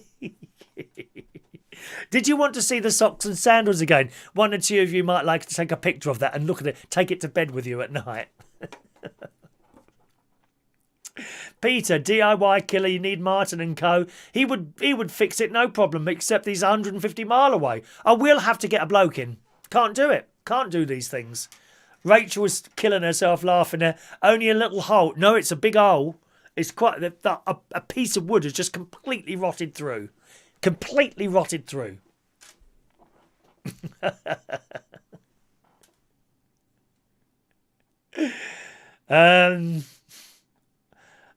Clean the water, you'll get mosquitoes. Well, it goes down before the mosquitoes come. I don't like little flies everywhere. You can't... The trouble is, Rachel, you put clean water in, then the birds ignore it until it's dirty again. That's true. Oh, no, Adam's got excited now for a 24-hour show, haven't you, Adam? Oh, dear. No, I'm not in a shed. I'm in a television centre. When are you going to realise that, Peter? A lot of people think I'm sitting in a small spare room in the house. How rude. Tarpaulins, that might sound a good idea, actually. My nephew says I need some of that roof felt, and he said, take that gutter off, put the roof felt underneath, staple it at the top, staple it at the bottom, like that, and then put the thing back on. I think part of the reason is I don't want to do it. Do you know what I mean? I don't really want to do it. Like, I get a bloke round. Can you just fix that for me, please? What you need? I said, I'm not interested. Please, can just fix it and give me the bill, and that's it. I have no interest in that.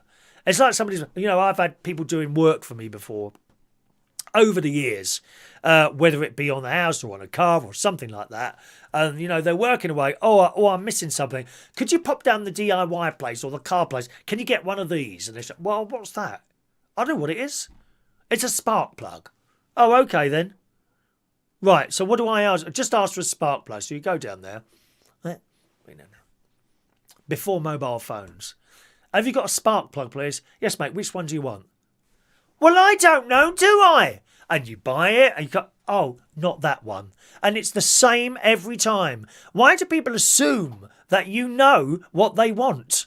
Because we don't. We have no idea. Please, no DIY. I'll get a bloke in to do it. And that's it. Actually, Adam, you see, you're too far away. Morning, George. You're too far away, aren't you, Adam? You see? You're a bit far away to fix a little hole in there, dear. Adam put a bathroom in for me somewhere. Very good job, dear. Very good job. He put a bathroom in one of the properties. Yes. Righty-ho. Let's do another job. A bloke can't sleep here in the Daily Star. We don't usually have stories in the Daily Star. I love this one. For nearly a decade, pizzas, kebabs and other takeaway treats have been turning up at this bloke's house. Sometimes as many as 14 a day, but he's never ordered one.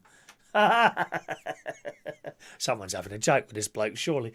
For the past 9 years, Antwerp resident Shaun van Lagdam has been receiving regular pizza deliveries, sometimes as many as 14 in one day. Well, I wouldn't be complaining, dear. Oh, we do like a pizza. He's 65. He explained that 9 years ago his doorbell rang. Suddenly, a pizza delivery man handed me a whole load of pizzas, but I hadn't ordered anything. He assumed it was a simple delivery mix-up at first, and he told the bloke that, but from that day to this, the torrent of takeaways has never stopped. He says that the deliveries come from a wide variety of nearby fast food outlets. It can be on a weekday or during the weekends, any time of the day. He's even had orders delivered to me at 2 o'clock in the morning. On one particular, can you get that in? Can you order like pizzas and things in London for like 3 in the morning? Can you do that? I don't think you'd be able to do that out here. Uber Eats or someone like that. Can you order stuff at like 2 or 3 in the morning? Because some of those kebab shops in London are open till very late, aren't they? I don't think we have anything round here open late other than the petrol garages. He says on one particular day in July 2019, 10 different delivery men showed up at his house. One of them, incredibly, was carrying 14 pizzas. Gene says the non-stop pizzas are running his life. I cannot sleep anymore. I start shaking every time I hear a scooter on the street. That's probably DJ Chris on his electric bike. I live in fear that someone will come to drop off hot pizzas. Yes, again, how bizarre. He says he always turns the delivery drivers away so he isn't being charged for nuisance deliveries. But surely the pizza people they can't be coming from different pizzas. There's only so many pizza places near him, surely. They must know. Why don't they write his address down and stop sending the things? He says it costs them money and they have to throw the food away. On the day that 10 deliveries showed up, I did the maths and it cost them €450. Gosh. The most incredible part of his story is that he's not alone. A friend of his who lives in another town about 15 miles away is also the victim of phantom pizzas. Phantom pizzas! Sometimes we both get them on the same day. When that happens, we warn each other to expect a pizza. Has that ever happened to anyone else? People receiving food without actually ordering it. I wouldn't complain. Actually, I think that happened to my mate, actually. Someone's mate's dad. Yes, who lived next to Martin. Martin, when he was just going out with my sister and they weren't married, he kept getting deliveries. Flowers, pizzas, all sorts. It's that weird. People must just send the stuff as a joke. A bit more difficult now that everyone's paying with a credit card, I suppose. You'd have to do it cash on delivery, wouldn't you? You wouldn't be able to pay with a credit card because then you'd be charged, wouldn't you? Does anyone do cash on delivery still? Do they still ask for cash or have you got to pay it all on an app? Cash will be gone soon. I'll tell you that now. Mr. Media Mate, some pizza shops are open late into the morning. Thank you. 24 hours 7 in London, says Daniel. Uber Eats 24 hours a day. Okay. You like pizza as well, do you, Mr. Media Weight? Yes. Oh,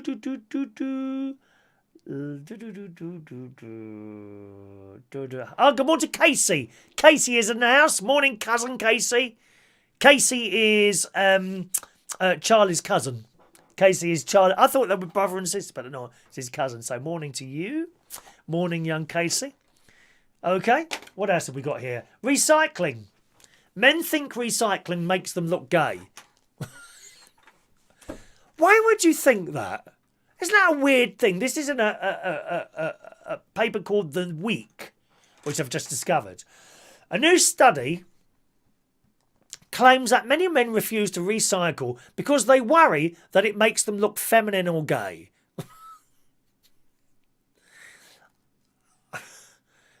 Isn't it funny how some people think? Why would you think that? The US research found that men don't like recycling and turning on their air conditioning to avoid looking womanly, and are also afraid of any woman who exhibits behaviours they consider to be manly. That's it.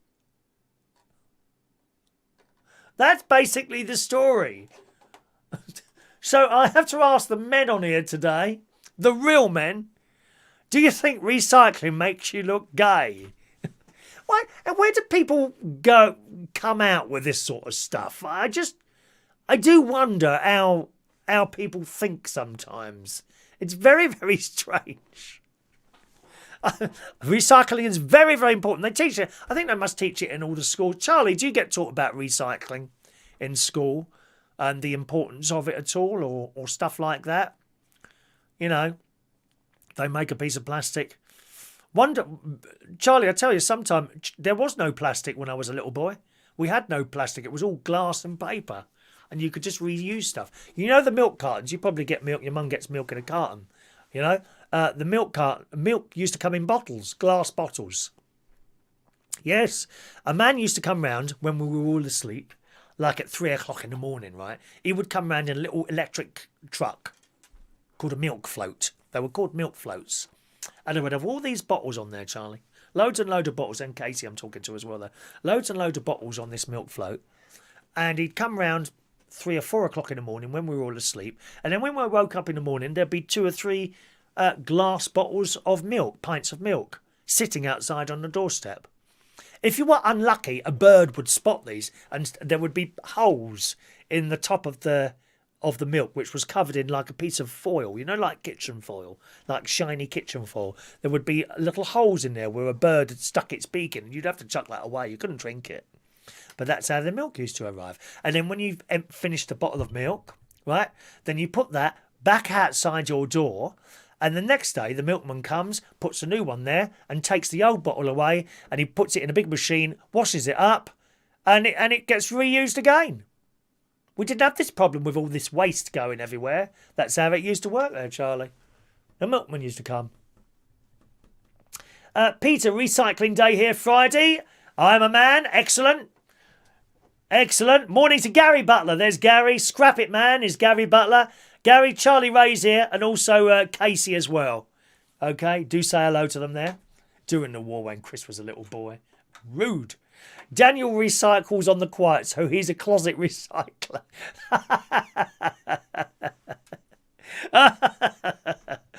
Rachel, those were the days, my friend. We thought they'd never end. We did, didn't we? Shaun still gets the milk delivered. Is that in bottles, Shaun? Bottles, or do they deliver cartons? I don't know what the milkmen deliver now. All the milkmen went out of business when the supermarket. It was sad, really. That's a nice little job, I think, milkman. Yeah, I knew, what's his name? Another Shaun. He's a young lad, actually. He's in Norfolk. And he got a milkman's job. And I think he still does it now. But they sell other stuff as well, don't they? Butter and stuff. I mean, it would have been ideal for now, wouldn't it? When you think about it. If there were milk floats around still now, they could have made a killing with food deliveries and all that now, couldn't they? Is LaBelle still here? Do you have milkmen in New York? Like people that deliver the milk, just literally milk and maybe butter and dairy products. Does that happen in New York? It's all little. We used to have these little milk floats. I used to go past them when I was DJing at in Camden Town at the Black Cab in the late 80s, early 90s, and then we still had milkmen then, and I would go past them at night when I was coming back from work at about 3 o'clock in the morning after DJing. Good morning, Trevor Campbell. Milkman delivering to a 12-storey block of flats. Woman shouts out from the 6th floor, milkman, you got half a stalk on. The milkman shouts back, no, if the wind is blowing my apron.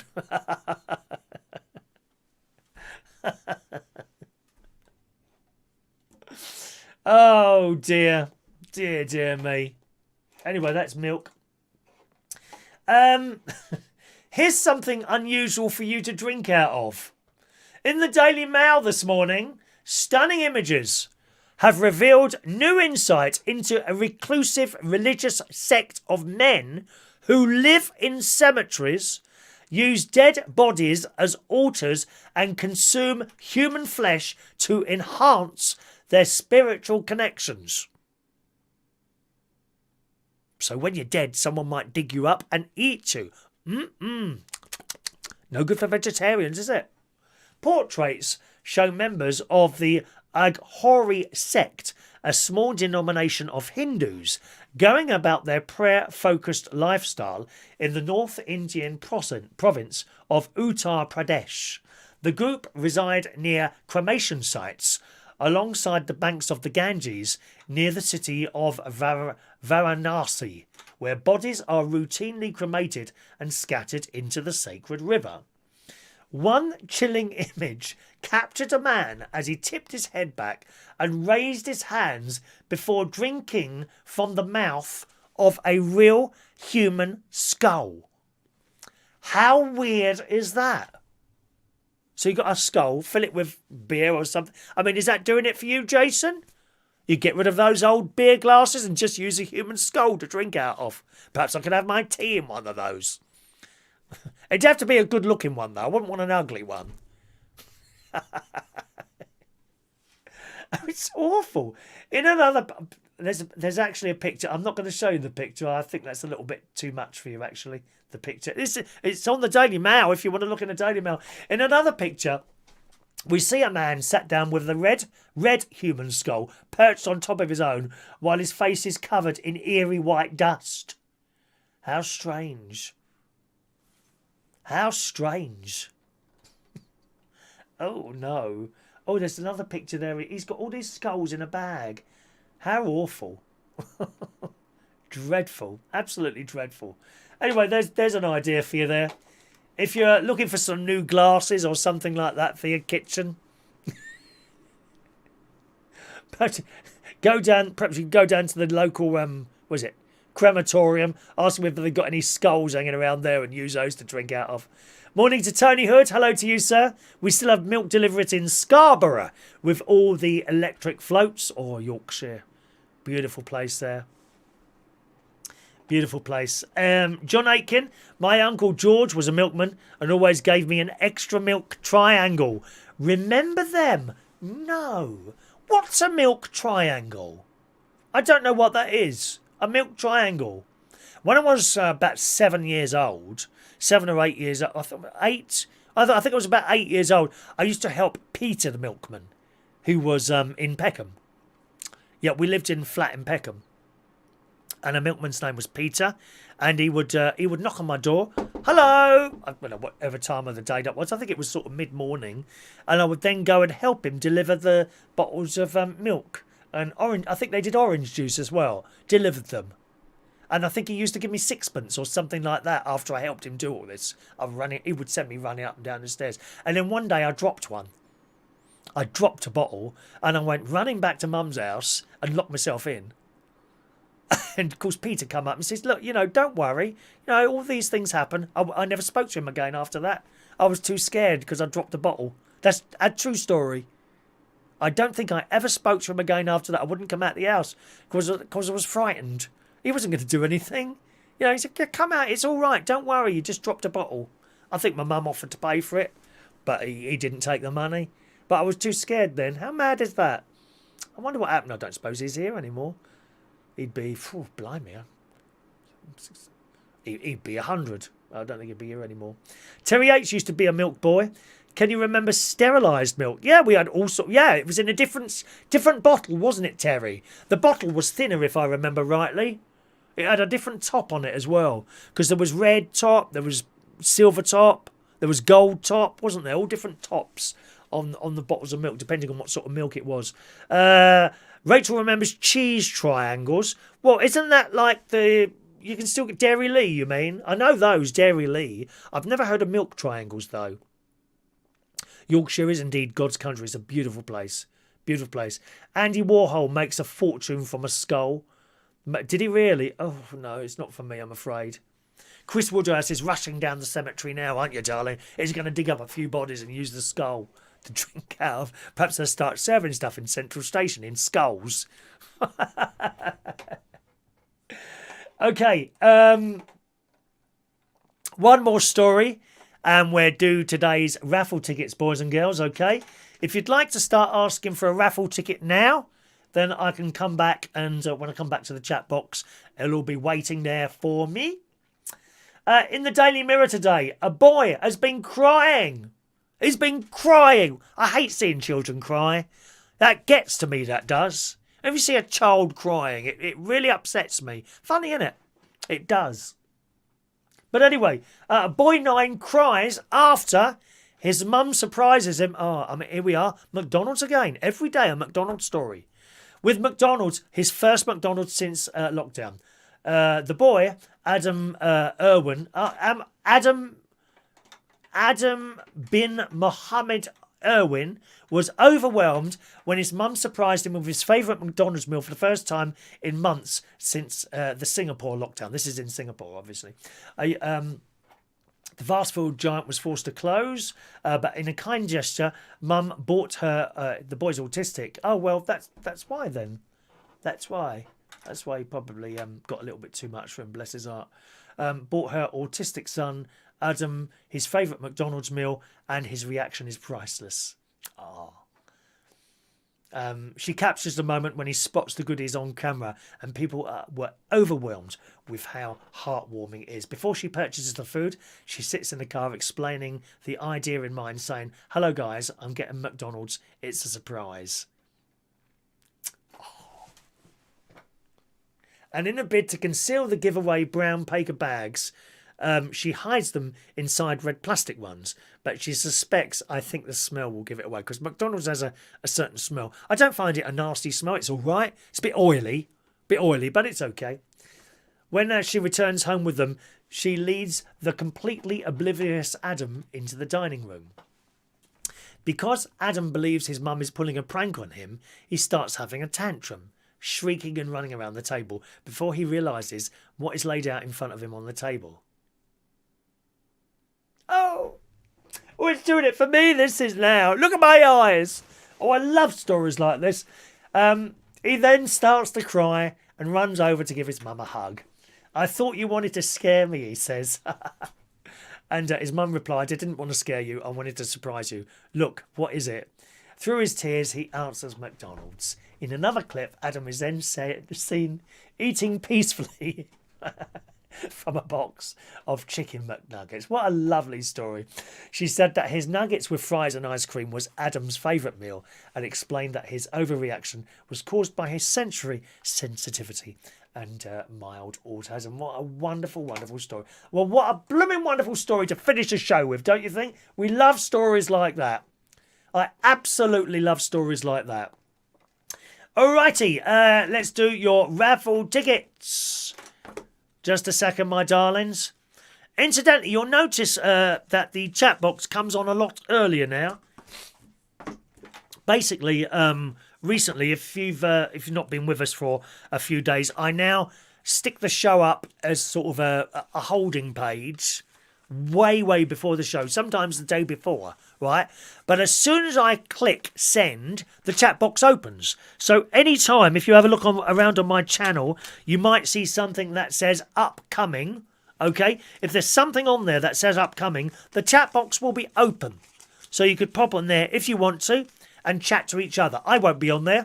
I won't be on there until my show, so completely pointless sort of trying to talk to me, I'm afraid. But if you want to talk to each other, that's a new thing that I've completely discovered by accident. When I do that holding page, the chat box immediately opens up. So that's quite a nice thing to do if you're sitting there bored. See if because you know each other now, you see. That's the wonderful thing about this. You know each other and people have made friends, and that's a nice thing. Okay, all right. Let's scroll down and get these tickets going for you. Blue Tits used to peck the tops off Peter's milk bottles and drink the cream. That's right. Yeah, I was saying that earlier. Jason Hughes used to do a milk round in the 80s. He had a few goodies to go home with after the Saturday round. Bread, bacon and orange juice. Yeah, bacon is the one they used to do as well, isn't it? All right, raffle tickets. Jason Hughes, thank you. 682. I think these are in order today. Jason Hughes, 682. Fran Green, 683. Colin K, 684. Shania, 685. How's that clock going, Shania? All right, my love. Tony King, 686. Michael Lawrence, 687. Mick Davenport, 688. Rachel, 689. Shaun, 690. Shaun, there we are. Shaun. Peter Wright, 691. Peter Wright, 691. Let's just scroll up there. Ross Herndon, 692.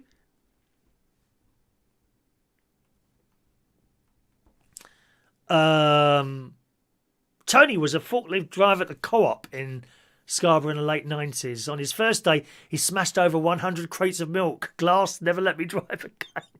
Did you go round a corner too quick, Tony? Oh, God. Maureen, 693.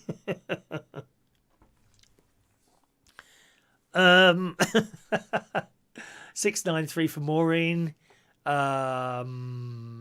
That's right, Jason. When Chris visits Evie and Harry, great niece, his aim is to make them cry. That is not true. They just do naturally. Chris Woodhouse, 694. Did you have the post yet, Chris? I don't think it had come today, to be honest. John Aitken, the milk carton was a pyramid shaped. Yes. Yes, I think so, John. I think I remember the pyramid-shaped milk cartons. They weren't around for very long, were they, if I remember rightly? And you had the little ones at school. I was milk monitor at school. Oh, yes, milk monitor. You always have them on trolleys. The milk used to stink sometimes, didn't it? Was anyone milk monitor at school? Trevor Campbell. Thank you, Trevor. 695 for you, Trevor. John Aitken, 696. Remember to keep a note on these numbers, boys and girls. You will need the numbers to be able to claim the prize. Okay, that's on Monday's morning show. Diane Jebb, 697.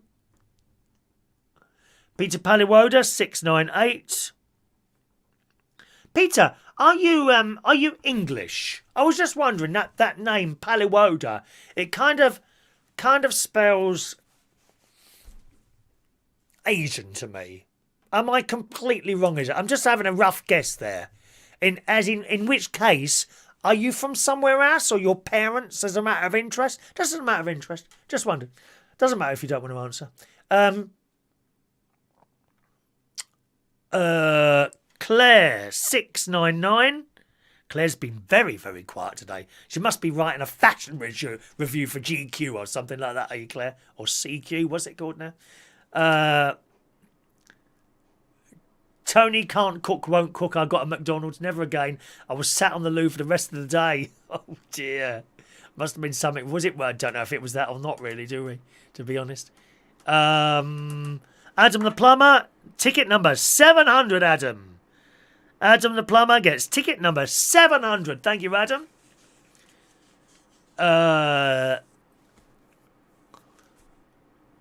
Do you love children? Of course I do, George. My great nieces and great nephews have given me a brand new, some years ago, of course, gave me a brand new spark in my life. Absolutely, yes. I have the best times when I'm on holiday with great nieces and great nephews because I'm kind of that age still in my head. You know, I generally get into trouble because I'm doing stupid things with them. Oh, yes. My sister usually tells us, why do you make him do those things? Because it's funny. Because it's funny. But of course they grow up, you know, and eventually they become teenagers and they go and do their own thing and that's it. But yeah. I've got I've got 6 so far. 6. Yes, there's in Cyprus. There's great nephew George. He's 8. There's great niece Emily. She's 7, and there's great nephew James. He's 3, and in Woodall Spa, I've got great niece Evie, who's 8.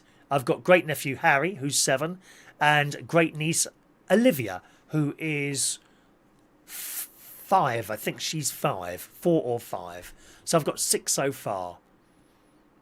And there's my other nephew Jimmy, who hasn't had any yet. I'm sure that will happen. The more the merrier. Yes, I love them. Absolutely love them. I love them. And funnily enough, when you go to places like Disney and things like that. Now, I've been on my own to Disney. But you can see, if you have little children with you, you will have a much better time than if you go on your own. Absolutely, yeah. Tony Hood, milk monitor. He did it to get extra milk. Yeah, we did it as well. Well, it started off with little bottles, didn't it, Tony? And then it moved on to cartons after a while. Warm milk at school wasn't nice, was it, Peter? It was horrible. All right, growing up, what a shame. Bring back the 1950s, or in my case, the 1970s. Yeah, I know what you mean there. All right, I think I've done all the raffle tickets. If I've missed anyone out, please speak now, my darlings, okay? If I've missed anyone out, I've got requests for raffle tickets from Amelia, George, Michael, David, Simon, Dr. Gregorian, Adrian and Gavin, and I'll deal with those straight after the show.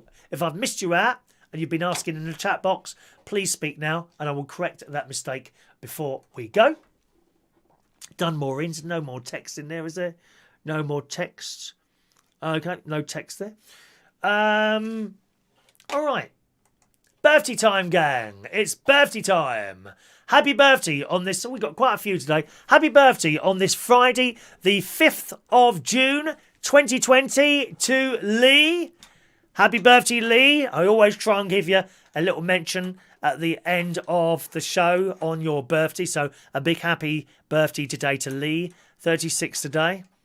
Don't think I would forget. Happy birthday, Lee. Tim Ryan, one of my cousins. Happy birthday to Tim this morning. Garry Moran. Happy birthday to you, Garry.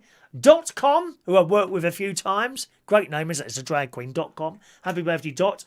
Fatjon Retcolseri is 27 today. Apologies if I've got your name pronounced wrong. They are not very good at the sort of foreign-looking names ever. Happy birthday to you. Shaun Kerr, morning, 41 today, Shaun. Kay Bargrove is 51 today.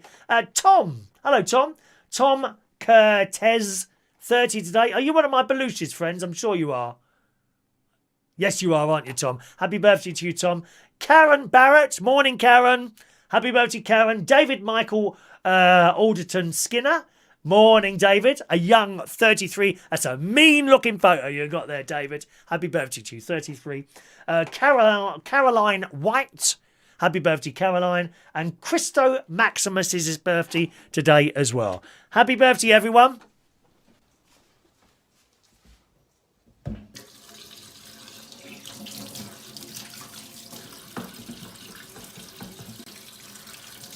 Happy birthday to you.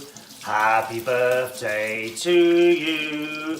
Happy birthday, happy birthday. Happy birthday to you. Twice, coronavirus.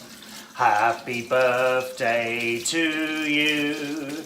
Happy birthday to you. Happy birthday, happy birthday.